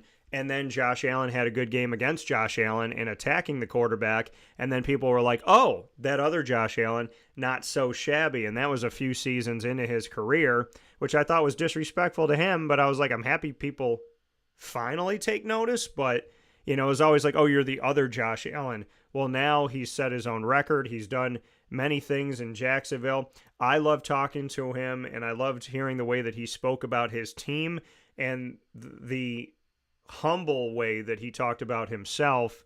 So what are your thoughts on Josh Allen? And I would think this is a no-brainer, but I'd love to get your thoughts. Well, it's true. A lot of things they need to accomplish this winter, getting the defensive coordinator was number one, obviously, and number two was trying to hold on to some of these guys. All of the men you mentioned, certainly they all can't be re-signed. Some are going to have to go in the wind. There's a lot of good players. But if you look at on the defensive side of the ball, Josh Allen certainly is the one that has to be signed. There's no doubt about it. They have to sign this kid. Don't let him go. On the offensive side of the ball, it's Ridley, who, I've fussed an awful lot about Pedersen and his play calling this last year. Why they don't let the kid run down the field, I don't get it. He's fast enough. He's elusive enough. And in the last game of the year, he blitzed a 71-yarder. Why don't they do that? The offensive coordinator's got to be able to look at this guy and say, he's a one in a million kind of guy. He's the offensive threat on the ball, period. Besides, Trevor's got to throw to him. That's how you're going to get points. You got to loosen it up a little bit, and you got to throw it. But I guess I'll have to be satisfied with the last game of the year that finally aired it out and got them wrong. The other gentlemen you talked about, they're all very accomplished with our team, and I think that there's probably going to be a few signees, and maybe not a lot. I got the draft coming up. I got some opinions on the draft. But there's a lot of players that have fared well in our system, And I think Pedersen is still the good coach that we think he is, although his record, I think, needs to be a little bit better. But he's got to bring it this year. I mean, he's got to do it. He's got to hit it. He's got to connect this year. Yeah. He's got to keep the men. He's got to keep them motivated for 17 weeks, 18 weeks. You can't let anything drop through the crack. And if Nielsen is the kind of guy that I think he is, and what I've heard, is that he's not going to let anyone slide through the cracks. He's going to be jumping all over their asses, and he's going to be right in their faces. So, again, if you're thin-skinned, you may want to ask out of Jacksonville. If not, then play for the man, play for Pedersen, play for Josh Allen, play for Whitney, and hopefully you can get some getting done. Yeah, and like, looking at this free agency and what Jacksonville does from here, it would make sense, to obviously respect Josh Allen and give him the contract. I remember earlier this season I was interviewing somebody, and Josh Allen was around, and they said, pay that man. So when I was in the locker room there with Jacksonville, we'll see what he's going to get. I mean, his salary was not that high in his rookie contract. We'll see what Jacksonville does. I can imagine, you don't want to lose a guy like him. Like I said, he's a hybrid guy, another hybrid guy, Kayvon Chason. He's been with Jacksonville for 4 seasons. His numbers, he has 73 tackles in 4 years combined. He has 48 solo in 4 years combined, so a little over 10 solo tackles per season. He has 5 sacks over 4 years. He had 1 his first season, then 1, then 1, then 2 this past season, and no forced fumbles as far as looking at his career in Jacksonville. So Kayvon Chason, the question is, are they going to give him a contract? Do they give him a 2 to 3 year contract? We look at Josh Allen as an outside linebacker, Kayvon Chason as an outside linebacker. I would imagine they're going to give a contract that, like I said, is respectable to Josh Allen. But do you keep Kayvon Chason? You look at his numbers, you say, okay, this guy's good for 10 to 12 solo tackles a season. He's good, overall here for giving us less than 20 tackles a season over the last 4 years in total. So if he's given us less than 20 a year in total, whether it's assisted solo, and then solo-wise, he's given us maybe 10 to 12, and he's given us 5 sacks over 4 years. Do you keep Kayvon Chason as an insurance policy to Josh Allen? Do you sign him for 2 or 3 years, or do you let him go and look for somebody else? Well, he knows the system, and again, I hate to harbor on the point, but if he knows something about Nielsen, and he'd like to play for him. He's a hard-nosed guy. I love the guy. He's got a lot of energy. Look, I said earlier, we're not going to be able to sign all these guys. You got to pick and choose who's important, and he certainly is one that is important. The draft course is going to be eligible. There's going to be a lot of guys in the draft. There's a defensive back that I've been reading about called Cooper DeJean from Iowa, and a lot of the pundits have him going to Jacksonville with 17 in the first round. So are they telling me that the pundits telling me that maybe Jacksonville needs to work on their defensive backfield? Probably. There's a kid named Newton from Illinois on the defensive line. He was another one that was brought up that maybe could be number 17. So if the Jaguars, I'm sure the Jaguars are doing all their due diligence about all these players. They've already got an idea what they want to do. And before that, though, they got to think about who they want to keep. So in saying that, it's not an easy job, that's for sure, because you're going to hurt some feelings and you're going to get some guys pissed off. But this is a business first; it's a sport second. So you got to think of it from a business standpoint. You got to say, if I want to get Josh Allen and some of his other cronies, this is what I got to do. If not, I got to look at the draft real hard to see who can come along. Yeah, so there we are.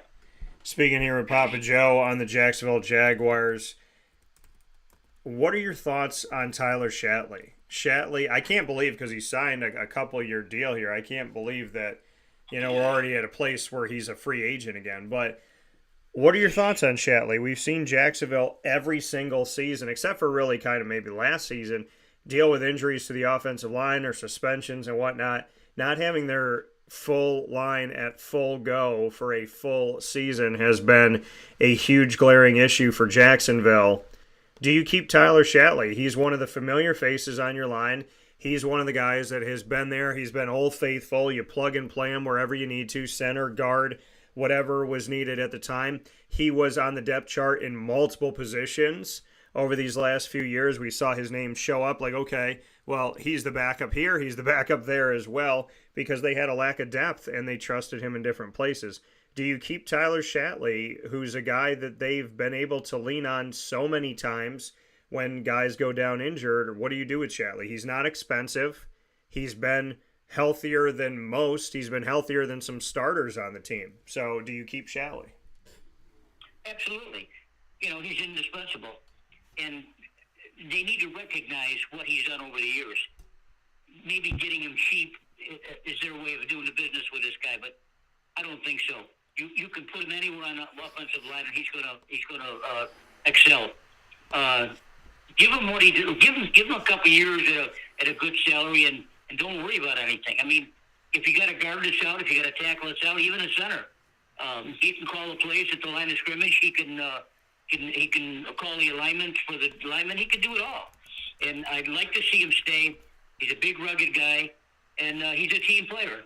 Now, I think the Jaguars have taken advantage of him because he is a team player, but they need to step up and do something with him. And I think they should keep him, give him some money.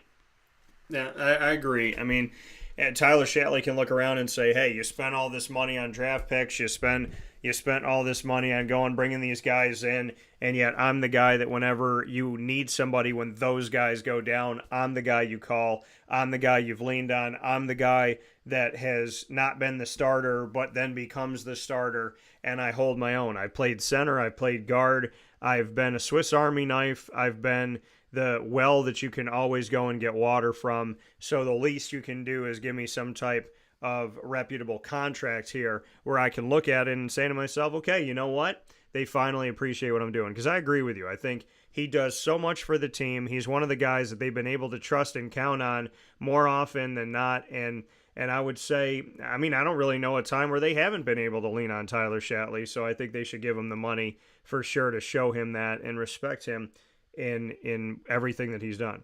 Brandon McManus was brought in for a season. Brandon McManus went 30 of 37 on field goals, 81.1%. From 20 to 29 yards, he was 4 for 4. 30 to 39, he was 10 for 10. 40 to 49, he was 11 for 13. But on 50 yards or more on a field goal attempt, he was 5 for 10. He made 50% of his 50 or more yards. His longest this season was 56 yards, and his extra points were 35 for 35. Do they keep Brandon McManus, or do they look for another kicker? Oh, that's a tough question, Daniel. I like the guy. I think he's, kicking off of grass is a lot different than kicking off the phony turf that we got throughout these stations. If you're trying a 55-yarder on regular grass, it's just not going to set up right for you. I mean, that I know. But if you're kicking a 55-yarder in the phony stuff, the ball's going to sit up right. You'll be able to kick into it good. The holder's not going to have that much problem because there's phony grass. It's a whole different story. And we got good turf at our stadium. It's not bad. But when it gets wet, it's a whole different story. I think that they probably should maybe ask him to practice a little bit more from 50 yards out, but there are some exceptions throughout the league where if you play on a phony turf, the kickers are going to do much, much better than the guys that are on the regular turf. So I think that he's a marginal player at best, but I think he's important in the scheme of things because Pedersen really does like to go for 50-yard field goals. I mean, he's not the kind of guy that's going to, if it's 4th and 2 on the 42 or something like that, he's not going to want to take a chance to go for the first down. He's going to want to try to get the field goal. So McManus or whoever it is going to be very important. We're looking at another guy, Dewan Smoot with the Jacksonville Jaguars. Speaking here with Papa Joe, I call it on the prowl when I talk about the Jacksonville Jaguars here on Wake Up Call. Dewan Smoot in 7 seasons. Now, granted, he did not play many games in 2018, only played 8 games back then. But when we look at Dewan Smoot, over 7 seasons, he's played in 99 games. He has 133 total tackles, 94 solo tackles, 39 assisted. He has 23.5 sacks over 7 seasons. So when we look at that and break that down, he had 6 sacks in his 3rd season, 5.5 in his 4th, then 6, then 5. He had 1 this past season. He has 5 forced fumbles, all of those coming in the last 4 of his 7 seasons in the NFL. He's recovered 2 of those 5 forced fumbles. And, I mean, looking at him, he's been a rotational guy. He's been a guy who they've brought in to plug and play at different times. By the numbers, it looks better than a K'Lavon Chaisson. He's spent more time in Jacksonville. They were both drafted by Jacksonville. Does Dewan Smoot on the defensive line get another contract? What are your thoughts on Dewan Smoot? Now, granted, and I do say on the defensive line, but he's been a guy that's rotated around.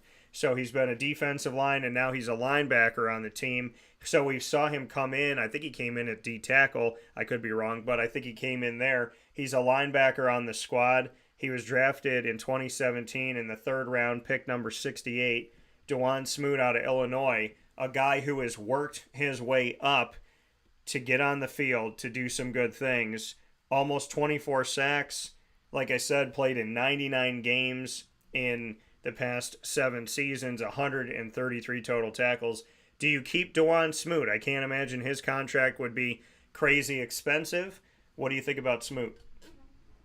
Again, he's another part of the puzzle that Mr. Nielsen is going to have to look at. And look, Smoot is not the best player we got. He's certainly not the worst player we got. And again, the Jaguars, I think, have taken advantage of this guy. You plug him in anywhere, he can play. He plays hurt. He plays good. He plays the game. He plays the game tough. And I think he's going to like someone like Nielsen push him along. The guy's been around years. I mean, he'd be maybe a little older than some of the younger guys, but again, he's indispensable. You can put him anywhere. You can count on him every down. He doesn't take time off. He doesn't take downs off. He's there. I love him. And they should sign him, even if it's for a little. You know, make the guy think he's valuable, which he is.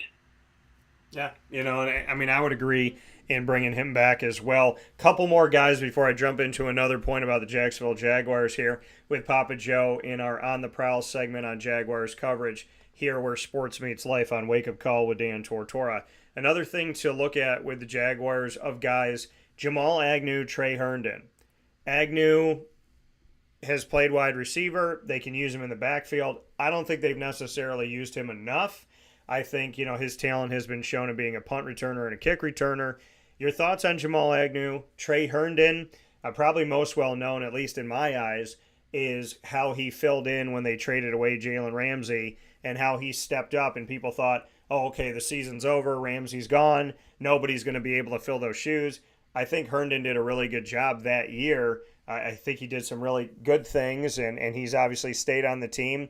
He's one of the old heads on the team that's been there for a minute. So obviously he's had a bunch of experience and seen the team go through different transitions.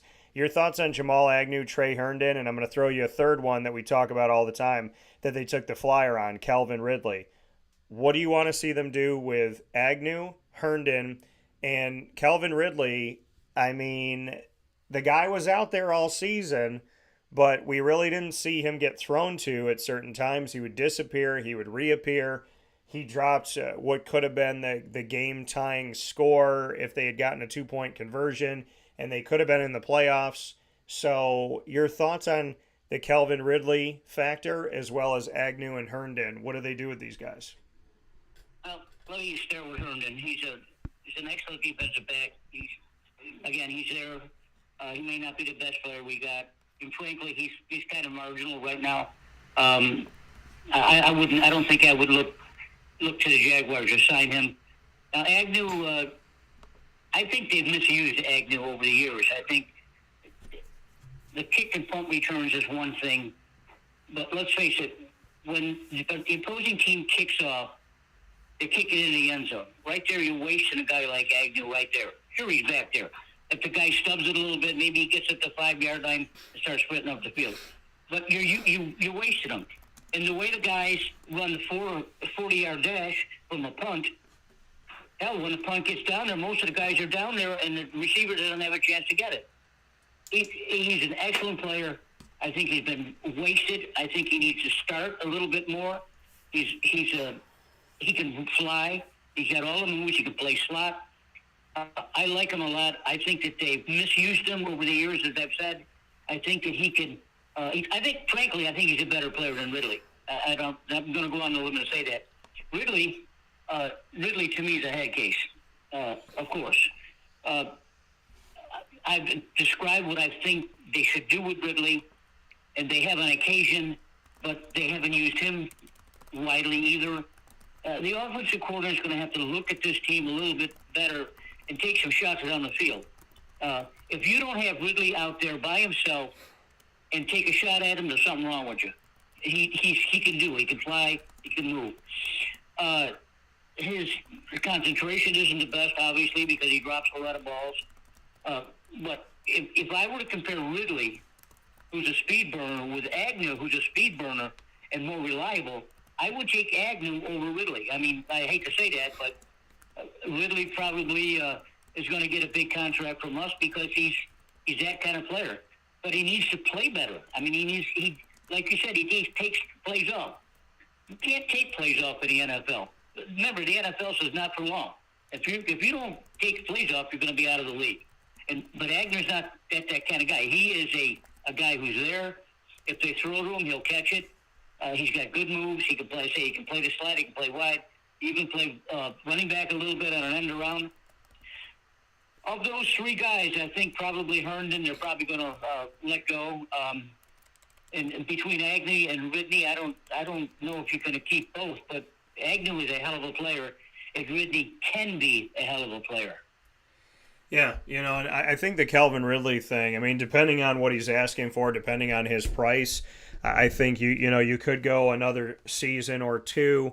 He's probably going to be looking for more of a longer-term contract, and I can understand that. But you might want to go a season or two with him. You don't want to let him go to a place like Houston, because I think a place like Houston could make a play for him.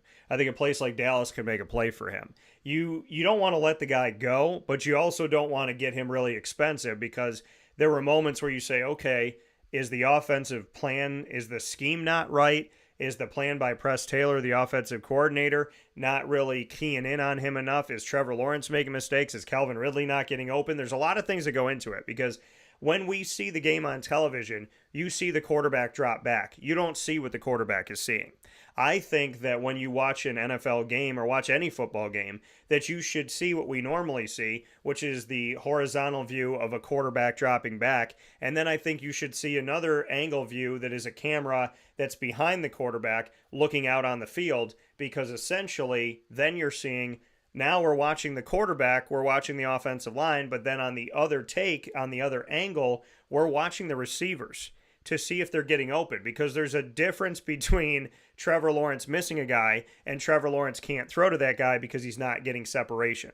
So Calvin Ridley, for me, going back and looking at this season, it was underwhelming, but I think I would give it another go. I think I would give it another shot. I don't know if I would give it a massive amount of money. I don't know if I would give it $10 million. I don't know if I would give it any more than that. I might say, hey, Calvin, I'm going to sign you to 2 years. We're going to give you $10 million over 2 years. We're going to give you $5 million a year. We'll see what you got. We'll have an option for a third year if we want to keep you, and we'll go from there. I mean, I kind of look at something like that. Give him a couple of years. I like Jamal Agnew. Jamal Agnew's been a really hardworking guy. Another guy like Tyler Shatley, who doesn't get the respect that he deserves. He did a lot for them on special teams. He is very self-reflective. He's very critical of the work that he does and constructively criticizing himself. We've talked about a lot of things together. I appreciate his time. I appreciate everything that him and I have gotten to speak on in the locker room. So I like a guy like, see, that's the thing. Being in the locker room, I could talk to you about locker room guys. I think you need to keep a guy like Trey Herndon. I think you need to keep a guy like Jamal Agnew. I think you need to keep a guy like Tyler Shatley because they know what it's like to go through hell with this team. They know what it's like to see this franchise not go anywhere and struggle. Well, I shouldn't say that about Agnew. Agnew came in after. So Shatley and Herndon know about the dark days. Jamal Agnew is a guy who has found his way onto this team. There's other guys that found a road like he did. They're no longer there with the team. And Jamal Agnew is one of those guys that when they brought in Marvin Jones Jr., they brought in Agnew with him from Detroit. And everybody was focused on Marvin. But Jamal Agnew is the guys that he's the guy that's still there. I would like to see him continue in Jacksonville because finding a good punt and kick returner is very difficult. So I think that that's something that they should keep, and I don't think they have to spend a lot of money on it. Trey Herndon, like I said, he's an old head. He's been through a lot. He's seen a lot. I think he's one of those Jaguars forever type of thing, and I think Shatley is too. So I feel like there's value there where hopefully they can give them contracts that are respectful of the work that they've done, especially when it comes to Shatley. But at the same time, I'd like to see them stay on the team, and I don't think they'd be too expensive. The other side of it, PJ, is that the Atlanta Falcons lost their defensive coordinator. And when your defensive coordinator, Ryan Nielsen, goes to another team, the Jacksonville Jaguars, Ryan Nielsen has relationships with free agents that were with Atlanta.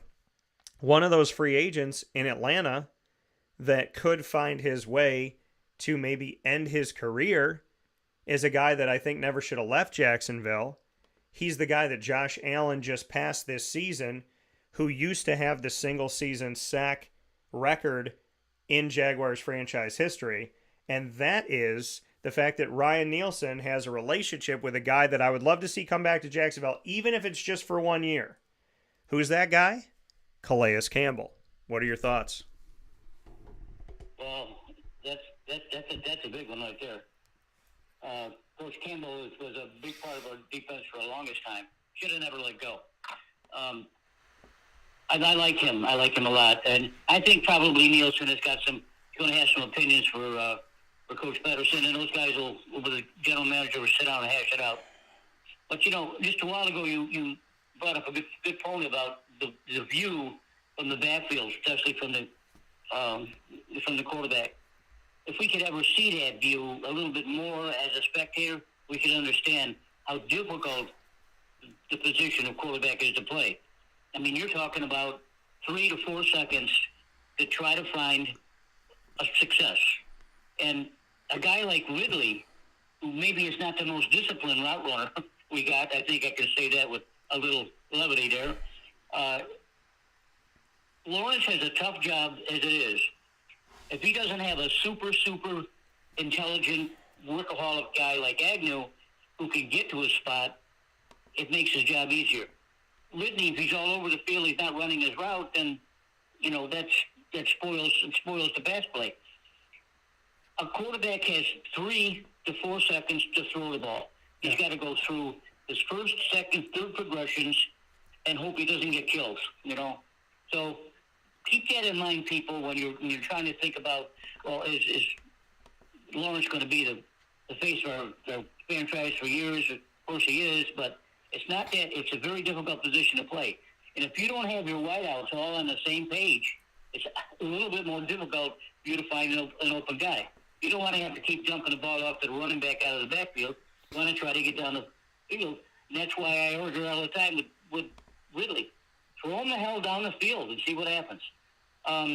Calais Campbell certainly was a mainstay for the Jags for years. He's an outstanding player. I know you like him a lot. You like to talk to him in the locker room a lot. Yeah. And he's in the twilight of his career, but I think he's probably got some usable years left, and there's a good chance that maybe Mr. Nielsen could ask him to come over. So we'll see what happens with that. That's a good point there with Calais Campbell. Yeah, and if I can tell everybody what he did here, the man is, I think, 37 years old in a few months here now. What did he have in his career? When people are, these guys, they're washed up, they're in their mid-30s, late 30s. How many sacks did Calais Campbell have at 36, 37 years old this season? 6.5. There's guys that are 21, 22, 24 that would dream of having 6.5 sacks, in a season. He's having 6.5 sacks later on in his season, 10 tackles for a loss. So he's still out there, and he forced a fumble and recovered the fumble. Calais Campbell, for what he does in the community and being honored for that, I mean, he's a leader. He was one of the best guys on the defense when Jalen Ramsey was there. Calais Campbell and A.J. Boye, they were guys that were extremely talented, that were humble, and you never even knew they were at their locker because they were quiet and they didn't cause problems and they were respectful. You got Jalen Ramsey trying to put on a dog and pony show, and you got Calais Campbell right by him, and here's this fantastic defensive player that's not saying, look at me, I'm so awesome, look at all my gold chains, look at me screaming into the camera. And so he wasn't doing what Marcel Darius was doing. He wasn't doing what Yannick Ngakoue was doing. He was just going to work. He's a lunch pail guy. And I think Calais Campbell coming back to Jacksonville, think about that. 36, 37 years old, 6.5 sacks. That's what that man was doing at 36, 37, because he just turned 37 recently here. That's incredible. So give the man his flowers. I'd love to see him come back home, and I think it would be a great thing.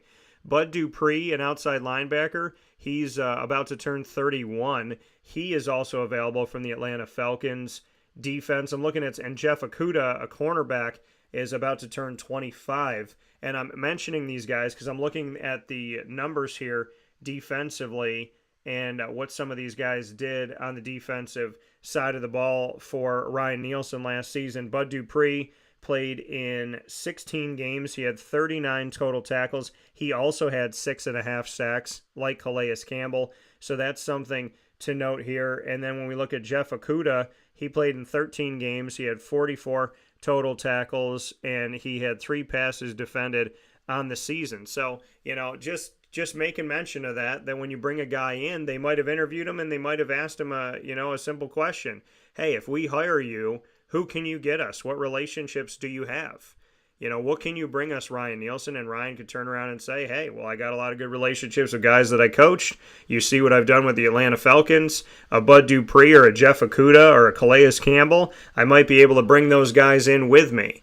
So, the recruiting side of things for a coach like Ryan Nielsen, who I'm sure has other connections in other parts of the country with guys that he's worked with, guys with the Saints and so on and so forth. So those relationships could be a big part of this. And some of those relationships to potentially watch, just from my outside looking in, is his relationship with unrestricted free agents coming from Atlanta, Calais Campbell at defensive line, Bud Dupree as an outside linebacker, and Jeff Okudah as a cornerback. Yeah. I think the new coach coming to Atlanta is probably going to have a lot to say about that. Of course, he's going to know that Nielsen's already gone, and I don't know if Nielsen will try to hurt some of his players. But the more I've listened to and read in the last couple of days about Bill Belichick coming to Atlanta, it would seem that he's almost got this job locked up. I think he's probably looking at a little bit more control, like he had in New England. I'm not sure they're going to give him that. But Belichick was a defensive coach. And if some of these players don't like playing for Belichick, or they say, God, no, we got a Hall of Famer, I want to play for him. So yeah. Belichick maybe coming there is really going to be it's going to be important to what Nielsen does and what our team does. If there are some players that are available that Nielsen likes and wants to bring aboard, well, then you got to try to do that. But again, the most important thing is to keep the players you got happy. The ones we've talked about over this last half hour or so are the ones that he needs to keep. Keeps the Agnew, Shatley, of course, Josh Allen. These guys are the mainstay of the team. So I would like to see that GM and the coach are doing their due diligence, and they're checking over the players that may be available, and do it. And keep the players we got happy and bring in the ones that we need. So, it's a crapshoot, Daniel. Sometimes these guys are world beaters and sometimes they're stiff. Yeah. Yeah, so we shall see, but I would think Josh Allen is somebody that would attract a Ryan Nielsen or anybody to being the defensive coordinator for the Jacksonville Jaguars. So that is the giant piece to have, and once you have that piece, then you can kind of work in those other pieces as well. And you can be sure that here on Wake Up Call with Dan Tortora, in our On the Prowl coverage of the Jaguars for over a decade now, that we will be taking a close look and a fine-tooth comb to what's going on in Jacksonville. We're going to take a step aside for a fast break. When we come back, PJ and I will talk about the NFL playoffs, the coaching changes that are happening, and of course, we'll give some love to Nick Dunlap of the PGA Tour. 20 years old and an amateur is taking it to town. He's making some history, and now he has some decisions to make. What is he going to do? Is he going to turn pro? Is he going to wait? But seeing Nick Dunlap do this at the ripe age of 20 to win any PGA Tour event is huge. The American Express goes to the man, Nick Dunlap. We'll take a step aside for a fast break. We'll be back with PJ right after this to speak on a few more topics before we wrap up Wake Up Call for today. In these unique times, there are those in our community that give us a sense of normalcy and positivity. Pizza Man on 50 Oswego Street in Baldwinsville has been here for you for over 35 years and is here now. Call 315-638-1234 or order online at pizzamanbville.com to bring those familiar tastes into your home. And remember to come see our monthly on-site broadcasts centered around the community and our Baldwinsville Bees. Pizza Man in Baldwinsville. Any way you slice it, they are always here for you.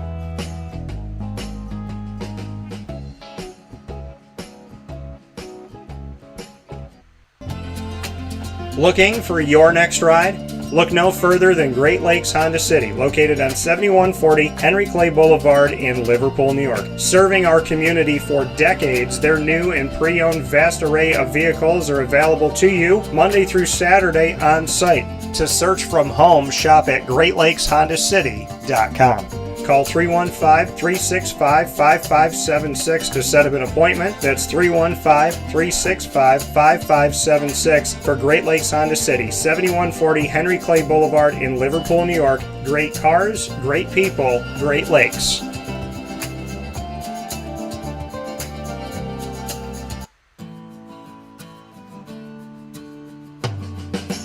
Our corporate purpose at Chick-fil-A is to glorify God by being faithful stewards of all that's entrusted to us and to positively influence all those who come in contact with Chick-fil-A. And what became increasingly clear from our success in Cicero is that people love Chick-fil-A. And also, I think we recognized that, we had a great opportunity to grow the brand and grow our platform. I felt incredibly grateful when I was selected to be a Chick-fil-A operator. I think what it's meant for me, what I've come to realize on a very deep level is that this is a calling for me. It's not a career, it's not a job. The Lord called me to be a Chick-fil-A operator and to use these restaurants to glorify Him and to positively influence other people. I'm blessed. I'm very blessed. Head to Chick-fil-A Clay on 3974 State Route 31 in Liverpool, New York.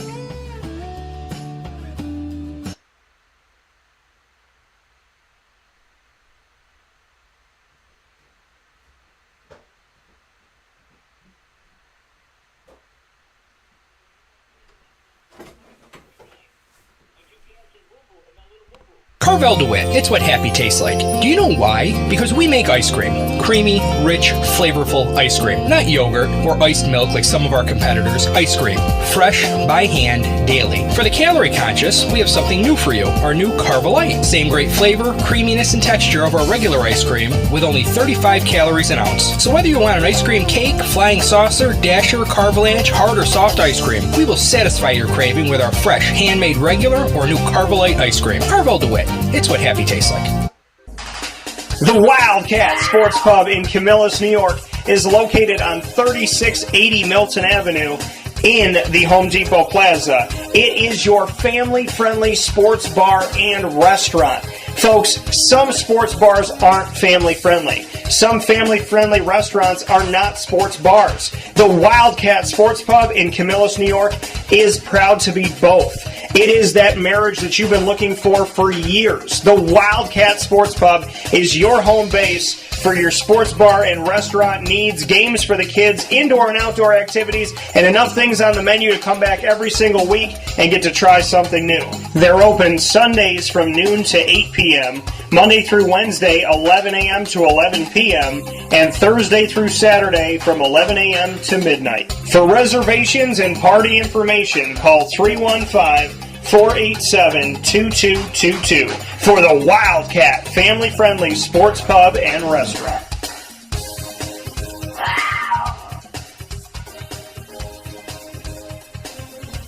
GG Cards and Breaks. Like, comment, subscribe. GG Cards and Breaks, located for you on 639 Delmar Place in Syracuse, New York, right off of Teal Ave, is the sports card shop. It's not a sports card shop. To me, it's the place that you need to be going to. You can find out more information from wherever you're at ggcardsandbreaks.com. GG Cards and Breaks is right here for us 7 days a week, Monday through Saturday from 10 a.m. to 6 p.m. and on Sundays from 10 a.m. to 5 p.m., bringing us a connection to the world of sports that is so unique and so special, and I love it. I love the fact that we have the opportunity to connect with our favorite teams and our favorite players the way that we get when we go and get a pack of cards or a box of cards or go and find that single, right, that individual card that we love so very much. I've been collecting pretty much my entire life. And GG Cards and Breaks brought me back to nostalgia. They brought me back to the time of being a kid and finding that place that you just call home, the sports card shop that you want to go to every single day, because you love the product, but even more so, you love the service, you love the people, you love the conversation. GG Cards and Breaks is a daily support from me. I love seeing them grow. I love seeing people go there. I love hearing about, hey, I went there and bought something for my nephew. Hey, I'm going to be bringing my godson there. I got to give my godson his first sports card. And he is a big soccer fan. He plays soccer. And he wanted a women's soccer sports card. And because Anthony, one of the amazing people at GG Cards and Breaks, is a big-time soccer fan, he had women's cards and he had men's cards from the soccer world, and my nephew Noah loves Alex Morgan. So I was able to get it from GG Cards and Breaks, bring it over to Noah and present it to him. And now I get to have that memory with my godson of being the first person to give him his first card. And my grandmother and my mom had those memories with me. So to continue to pay that forward, I know all of those memories that mean the world to me with my mom and my grandma and going out to collect cards as a kid, and to be able to pay it forward with Noah, it's memories like that will live forever. And it is a true honor for me to be able to do that with my godson, like my family, like my mom and my grandmother have done with me. Go to GG Cards and Breaks and make a memory today. 639 Delmar Place in Syracuse, New York. With that being said, here on Wake Up Call with Dan Tortora, PJ and I got, as PJ says, a little more gas in the tank. So we're going to go ahead and speak on the coaching changes that have happened. I predicted that Jim Harbaugh, if he was going to go anywhere, he was going to go to the West Coast. And I saw him being the head coach of the Los Angeles Chargers. It made sense for me that he would go back there. He was with the San Francisco 49ers. I thought if he was going to leave Michigan, it would be for the Los Angeles Chargers. And why not with a quarterback like Justin Herbert? If Jim Harbaugh did not go there, I had two landing spots for Bill Belichick. The Chargers, because of Herbert and some of their veteran opportunities that they have there to move the ball. And I thought that was the best quarterback situation for Bill Belichick at 71 years old. If not, then for him to go to Atlanta, where he has a bunch of young weapons and some misused weapons in Kyle Pitts and Tyler Algier. You got Bijan Robinson. You also have Drake London. And then he could go get a quarterback. You got the 5th overall pick with the Chargers, the 8th overall pick with the Falcons. So I saw Bill Belichick in one of those two places. I saw Jim Harbaugh with the Chargers. Well, Jim is now with the Chargers, which makes me believe that Bill Belichick will go to the predicted spot that I had of Atlanta for him. PJ, what are your thoughts? Bill Belichick, a Falcon? And we know that Jim Harbaugh is leaving Michigan and leaving Michigan with whatever might happen with violations as well, right? He's been up on a bunch of different things, and if anything happens, he will not be there for it. What are your thoughts on Jim Harbaugh going to the Chargers and Bill Belichick potentially going to the Falcons? The Harbaugh hire is a good hire, and I know that Michigan's got some problems up there with some infractions that occurred under Mr. Harbaugh's watch. Good that he won't be there. The university's probably going to be fined a little bit, or maybe even lose a bowl game or something like that. But Harbaugh is he's got it all. He knows what he's doing on both sides of the ball. He's an offensive genius too. I really wasn't really a fan of how his offense played at Michigan. I think he could have opened up a little bit more, but he needed better athletes. But going to the Chargers, he's got not only a star but a generational play in Herbert. Boy, he's got a rifle for an arm. My goodness, this man can wing it 30 yards right on a dime. That's unbelievable. But Harbaugh, I think, wants to control his personnel, sort of like a Belichick guy.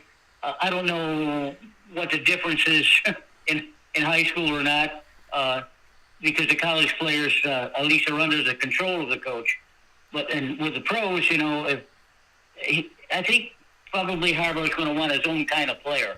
So that's probably why I'm thinking he's got to have a little bit more control over personnel. And whoever the GM is, they don't have a GM yet. So perhaps, maybe, is it possible? Yes, that Harbaugh could be in on the conversations for the hiring of a GM. So he's got to be what I want to call Harbaugh friendly. If that's not the case, then you're going to have friction right off the bat. Harbaugh is extremely successful at every level he's been. I remember him with the 49ers. I even remember him as a player. That's how far back I'll go with him. He's a first-class guy, even though he cheated at Michigan. We'll see what happens up there, but he doesn't care now because he's gone. Now, for the Grumpy Lobster Bowl captain, who I guess he can't be a Lobster Bowl captain if he's in Atlanta, he is a control guy. I don't know. I'm not sure he's going to have the complete control over the team like he wants to. But he's going to be looking for a quarterback. We know that.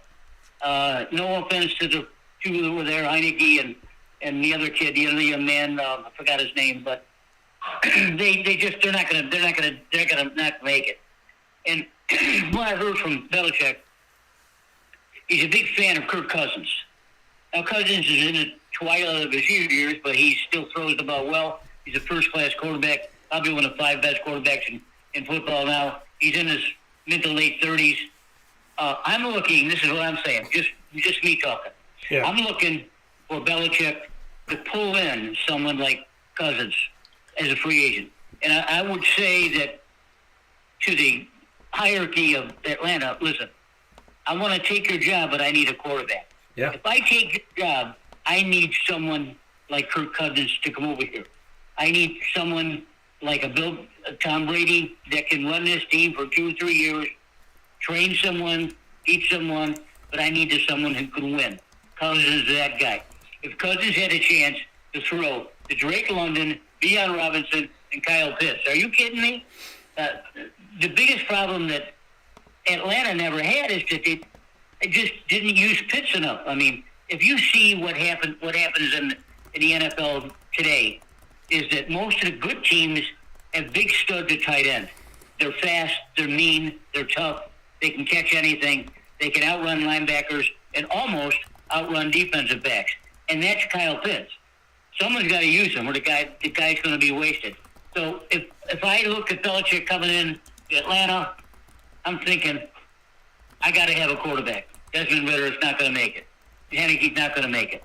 I need someone that I can trust out there, and I need someone that can mold another quarterback to take his place. And that person is Cousins. If Cousins can throw to the 3 guys that I just mentioned, he's going to love it. Yeah, and I think that's the thing, and it's no offense to Desmond Ridder, and I want to be clear about that. I covered Desmond Ridder when he was in college at Cincinnati.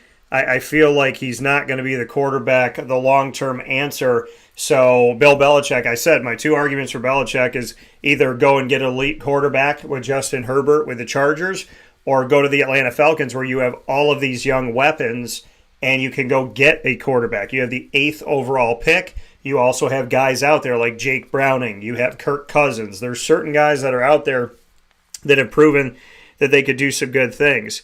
So, I definitely think that was a huge piece for the Atlanta Falcons, was to go out there and give them an opportunity. I mean, with Bill Belichick, if they're going to make that move, it made sense for him to either, like I said, go to a place where you get an elite quarterback and some veteran guys that may not have a lot of years left, but you could try with Keenan Allen and Mike Williams and Austin Eckler, or you could go get that young talent in Atlanta and go find a quarterback, and you just brought up exactly that, going to Atlanta and finding a quarterback. So we'll see what happens in that respect of things, and I'm definitely excited to see this move forward. And speaking of moving forward, we have some picks to make, PJ. So we're going to make our picks here. I will be talking about the coaching in the NFL as we carry on, obviously making note of the Tennessee Titans and their new hire and whatnot. But I do want to get into these games with you, PJ.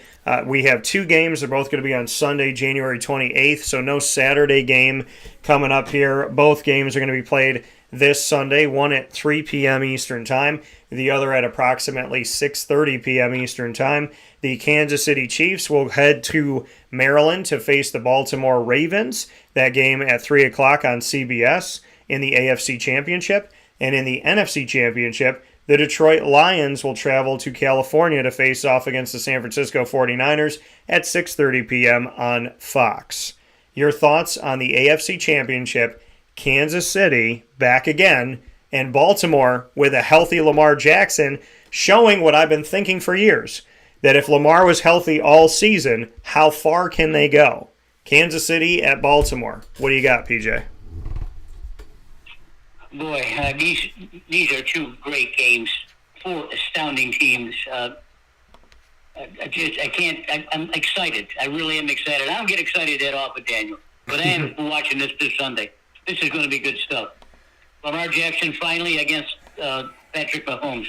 I would listen to Lamar Jackson yesterday, and they were asking him some questions.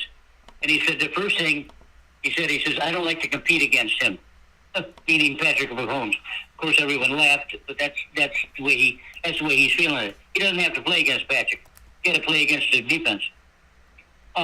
They will rise and fall with whatever Mr. Jackson does. My feeling is that I have over the years is that Lamar is not the best passer. Yeah.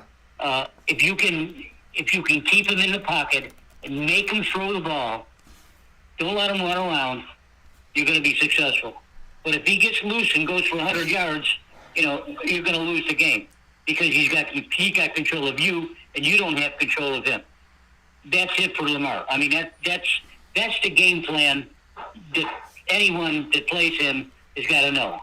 And Kansas City probably knows that. Now Mahomes, he's the other way. I mean, he's a gunslinger from way back. He can run, of course, and we've seen that scramble for some first downs and so on. Finally, he started connecting with Kelce. Kelce was dominant the last week with 71-something yards, two touchdowns. Baltimore can't let him run loose. In my opinion, I think what they'll do is they'll probably front and back Kelce. They'll have someone in front of him, behind him all the time so he doesn't get loose. Or even if he catches the ball, he doesn't go far. So if Holmes is probably going to, he's already thought about this too, I'm sure. He's saying, well, if Travis is Kelce, if he's covered, he need to go somewhere else. He's got some good wide receivers, not great wide receiver, but the Rice kid has really turned into something. He's a fast guy. Coming out of the backfield, he got Pacheco, who can do anything. He can run, he can catch passes. But the key in the whole game is the play of Lamar Jackson. If they're making it difficult for him, it's going to be a low-scoring game. If he's able to run wild, it's going to be a higher-scoring game, and Mahomes is going to have to outscore him. So the way I look at it now is that I'm looking for a low-scoring game because of the defenses. And because of that, this is a pick 'em game, Dan. This is a very difficult game to pick. I mean, this is right on even as you can get. But I'm going to like Kansas City because they got a little bit more weapons. Now, if Baltimore has Mark Andrews, who is Lamar Jackson's security blanket, as Kelsey's to Mahomes, that's going to go a long way also. If Andrews is out there running around catching passes, and Kelsey's out there running around catching passes, we're going to have a high-scoring game. So the tight ends are going to be part of the whole deal, and the play of Lamar Jackson is going to dictate the game.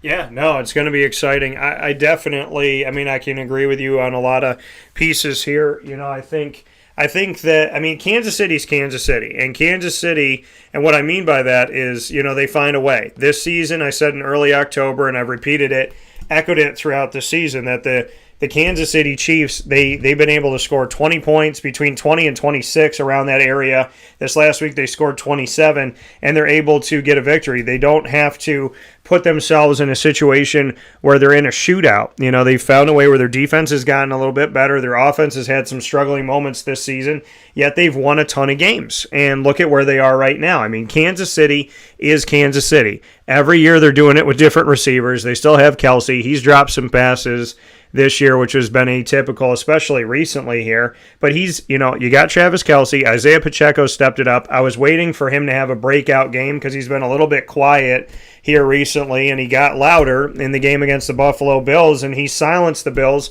at the end of the game. So, give him credit where credit is due. So, listen, the offense seems like it's getting better in the playoffs. Rashee Rice, who's a guy, I cover SMU, so seeing Rashee Rice be successful is exciting for me to see. So I think that this is a team that's kind of gaining their identity, gaining their future in young talent, guys that are coming up here. As the season's progressed, we've seen more things happen, and I think, seeing more offense from Kansas City, I think we're going to potentially see more offense from Kansas City as we go forward here, but I think Baltimore's too much. Lamar Jackson, like I said, him being healthy, I stand by the fact that he's a quarterback in the NFL. When I said that he was going to be good in the NFL, when I said that they should draft him, when I backed him and said he's a quarterback in the NFL, he should get drafted, he should get an opportunity, and then I saw him starting in the NFL and actually being a leader, not being like a backup guy, there were crickets. I don't think a lot of people agreed with me when I said he's a quarterback in the NFL, and I feel good about it. And now, people are all over Lamar Jackson, buying his cards, loving him up. I get to sell the card that I had of his, my rookie patch auto, for almost $700. So now when we look at Lamar Jackson today, there's a lot of fans right now.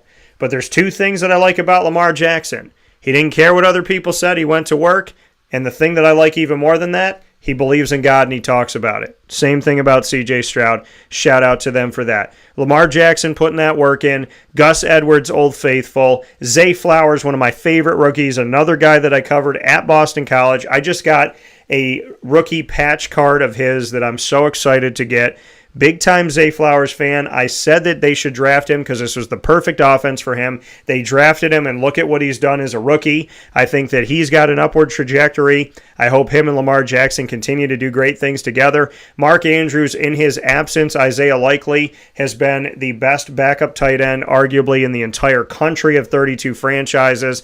The Baltimore Ravens are playing at home. The Baltimore Ravens are playing with health of Lamar Jackson, hopefully some Mark Andrews love. A lot of great things has happened for this team. They now have their leader deep into the postseason. They're not going through the injury stuff with Lamar. They're not going through the contract disputes with Lamar. I think that this is the moment that the Baltimore Ravens take that step. They go into the postseason. I called them the most dangerous team coming into this year's playoffs. I continue to feel that they are dangerous enough to get past the Kansas City Chiefs and go and play in another Super Bowl, Lamar's first Super Bowl opportunity.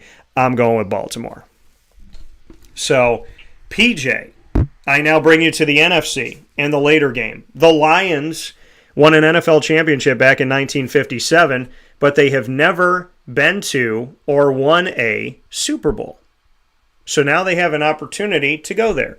San Francisco, a team is not talked about enough, that over the time of different coaches, different staffs, and different personnel, they have made multiple Super Bowls in recent history, and they've gone up against Kansas City, and they have had chances with multiple different iterations of the Niners to get here. This iteration has Brock Purdy. This iteration has Christian McCaffrey. This iteration has some really awesome talent, a strong defense, and a team that seems more than poised to get there.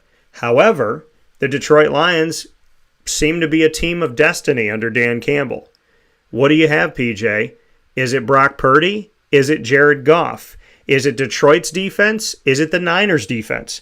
Does home mean anything, or can Detroit play well away from home? Who's going to the Super Bowl from the NFC? Another great game.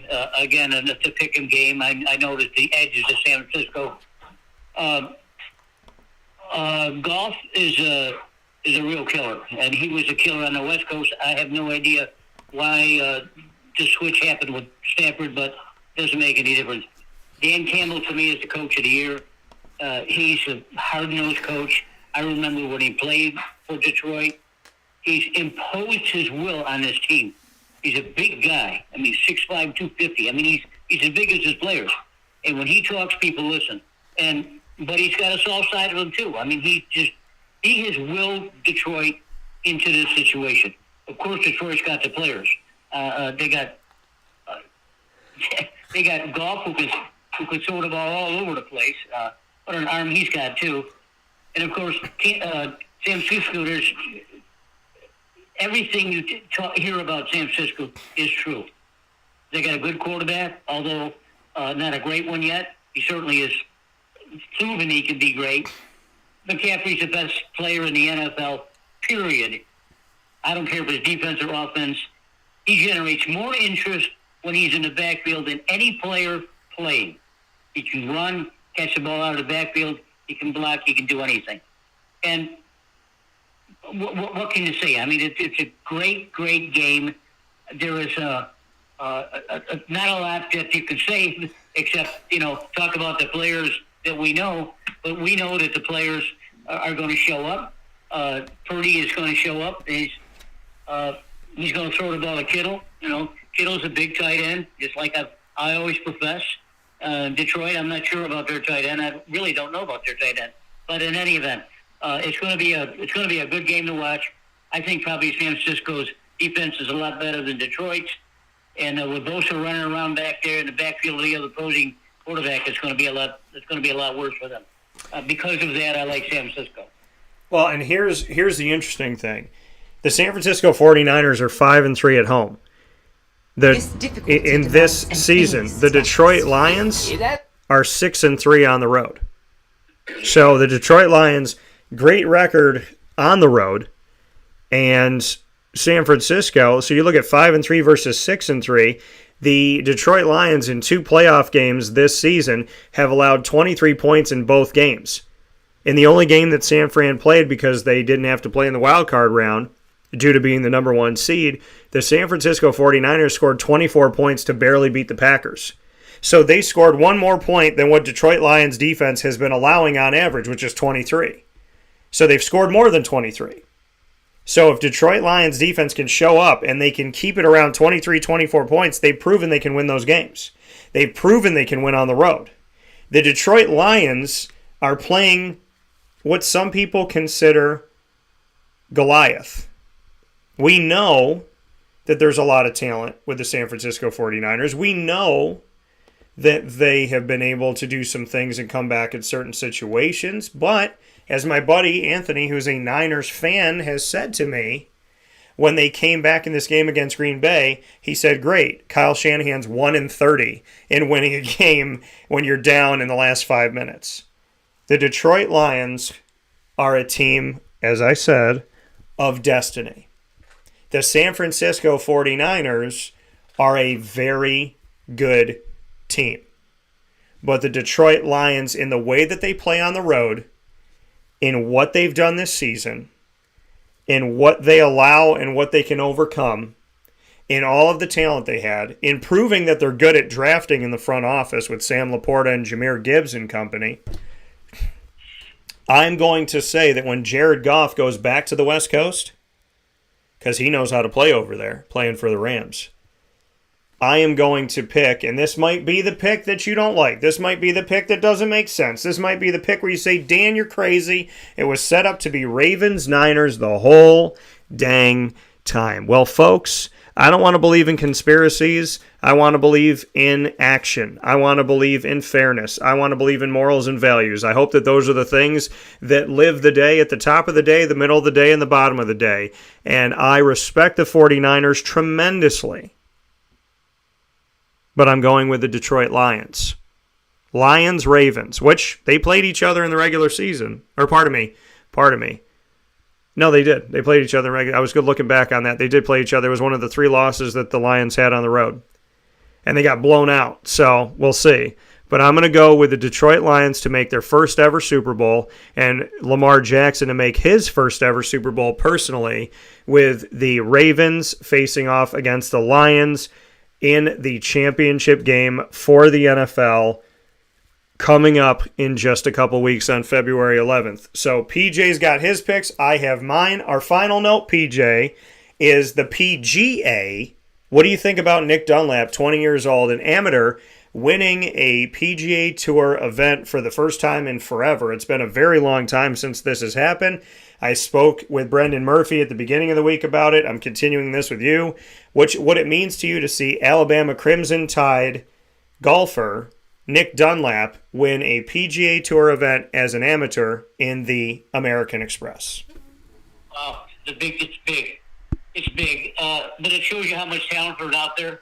The last one to do it was Phil Mickelson, who was kind of a jerk these days, but he's a hell of a player in his own right. Look, at playing golf in the PGA is not easy. There's only a certain amount of spots, and you got to play in. And this kid was being talked about by the pros a couple of years ago, but he was a freshman. Then he started winning college events. Then he won the amateur PGA, and all of a sudden he pops up here and he says, "Well, let me give it a shot." Not only did he win, but he was minus 29, which means he was 29 under par. Now, the kid is 20 years old. How do you shoot 29 under par against the field that he played against? It's extraordinary. And his decision, of course, is easy. I wouldn't be surprised, though, if he called up Coach Saban and asked him what to do. I wouldn't be surprised if he asked him to do that. Unfortunately for him, when he won a game, he couldn't pick up the $1.5 million that he won because he's an amateur. The second place guy got it. Who's a stiff. I don't know anything about him. But I'm sure that he's going to turn pro. I don't think you can pass that kind of money up. Before he turns pro, though, he'll go and sign a bunch of contracts with apparel companies and golf balls and clubs and things like that. So he'll be a millionaire before he even tees it up again. So good luck to him. He was a great effort, and I'm happy for him. Yeah, very excited. Very much looking forward to what his career is going to be like from here. For that, with Papa Joe, as always, PJ, I appreciate the time.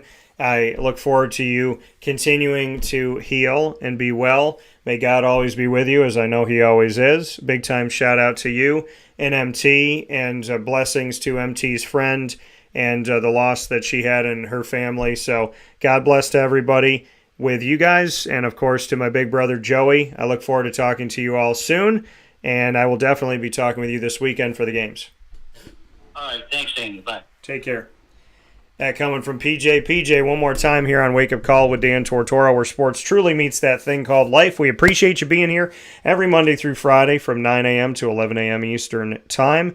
Of course, on all of our channels that are up and down the East Coast, the Midwest, the West Coast, and all around the world on youtube.com/wakeupcalldt, facebook.com/wakeupcalldt, and on wakeupcalldt.podbean.com.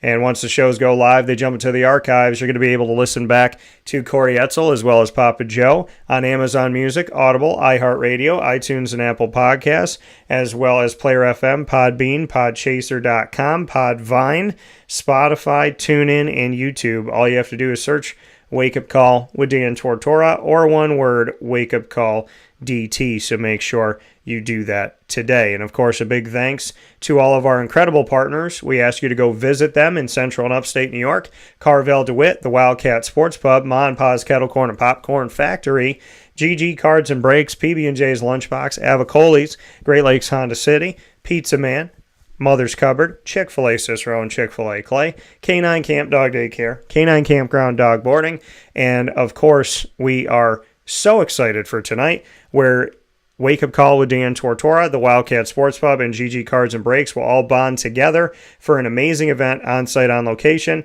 as GG Cards and Breaks takes their incredible monthly trade night, and for this month, we're heading to the Wildcat tonight.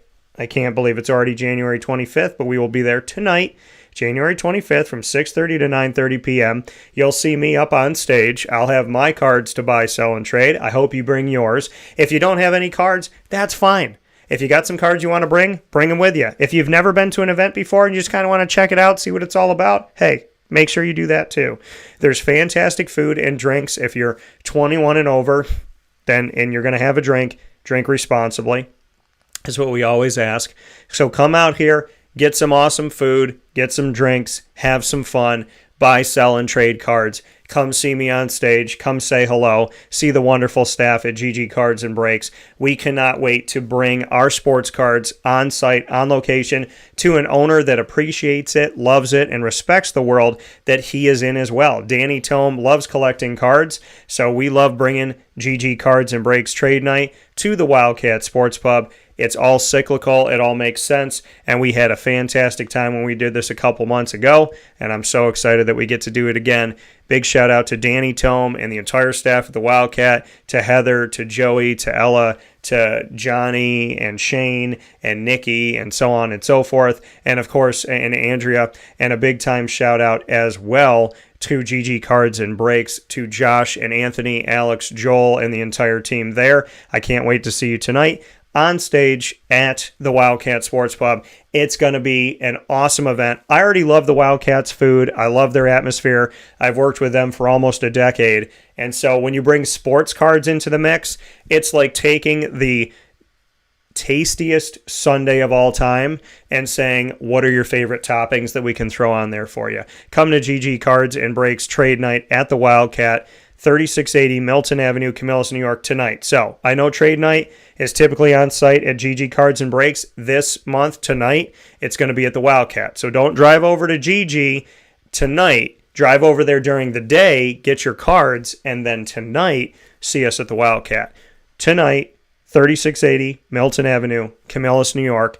Come and hang out with GG Cards and Breaks, the Wildcat Sports Pub, and Wake Up Call as we present to you trade night here in Central and Upstate New York with the awesome sports card community that I love being a part of. Can't wait to see you all tonight, 6:30 to 9:30 p.m.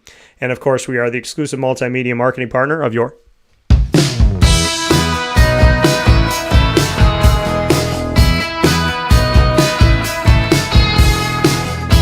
Lemoyne College Dolphins. It's Fins Up every single month on Wake Up Call with Dan Tortora. You'll find your Dolphins in our exclusive multimedia marketing partnership during Dolphin Time. They're going to be hanging out here with me as they always do on Wednesdays at 9 a.m. on the first and third Wednesday of each month. You'll find AD and DT with Athletics Director Bob Beretta and myself, Dan Tortora. Every second and fourth Wednesday, the Dolphin Dive, when we dive into stories of student athletes, coaches, administration, future Dolphins, and alumni.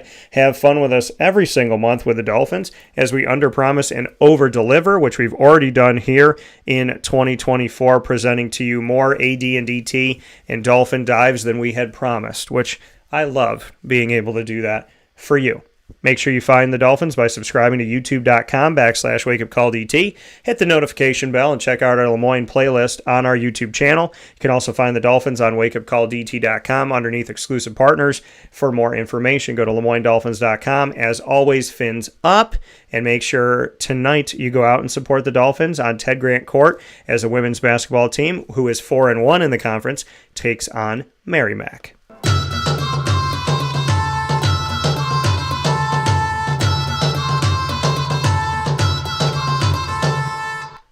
The Bryan and Stratton College Bobcats of Syracuse are exclusive multimedia marketing partners with Wake Up Call with Dan Tortora. You get to find your Bobcats every single month right here on Wake Up Call in Bobcat Buzz. The Bobcat Buzz bringing you spotlighted content with a deeper look into Bryan and Stratton College of Syracuse than you have ever received before. Consistency with men's and women's basketball, men's and women's soccer, baseball, now esports as well. We get to do things that are so exciting. We get to play board games and have fun with the coaches on site at Bryan and Stratton College of Syracuse. We've done some really interesting things. We've had a Ted Lasso type of press conference with Alex Grigorita, the assistant AD and women's soccer head coach and national champion. We did a panel discussion with Mary Hawkins where she got to know the coaches got to know her, and you got to know them all on screen. So we've made history doing some really unique things with Bryan and Stratton College of Syracuse. They're so much fun to work with, and I cannot wait for all that is to come in a special announcement coming up next week. The Bobcat Buzz and all of our content with Bryan and Stratton can be found by subscribing to youtube.com/WakeUpCallDT. And of course, hit the notification bell. Check out the BSC Syracuse playlist. You can also find the Bobcats under the exclusive partners tab on WakeUpCallDT.com. For more information, go to syracuse.bscbobcats.com. And as always, go Bobcats. With that being said, here on Wake Up Call with Dan Tortora, I've had a little halo today with our light. Our light got even brighter today, so I'm going to take that as a positive thing, but appreciate you being here with us. Thank you so much for tuning into the show from the bottom of my heart. Big time shout out inside of Ma and Pa's What's Poppin' to Corey Edsall, the offensive quality control analyst working with the wide receivers with the Stanford Cardinal, having history with Syracuse, and he will be in Syracuse in September when the Stanford Cardinal take on the Syracuse Orange for the first time ever on the football field. Big time shout out and thanks to Papa Joe for a conversation on the prowl with Jacksonville Jaguars analysis, as well as a look at the NFL and the NCAA with coaching changes. Jim Harbaugh going to the Chargers after winning a championship with Michigan, their first college football playoff national championship. And of course, giving some love to the PGA Tour with amateur Nick Dunlap of Alabama winning at 20 years old in the American Express. Always great stuff. Such a beautiful time. Cannot wait for trade night tonight. I hope you have a wonderful, safe, and happy day. Facebook at Wake Up Call DT, X at Wake Up Call _DT, X at Call DT. I was looking at Instagram. X at Call DT, Instagram at Wake Up Call _DT, and as always, wakeupcalldt.com. I can honestly tell you from the bottom of my heart that I absolutely love what I do. I feel very blessed to do this, and I feel very honored that you spend time with me every single week. And a lot of you, thank you for spending time every single day. So much thanks, much appreciation. As always, plenty of love to every single one of you amazing people out there. If this is the first time that you've watched and listened, thank you. If this is, the 100th time or 1,000th time that you've watched and listened, thank you as well. I hope you all have a beautiful day. As always, God bless. No stress. Do your best. This is Wake Up Call with Dan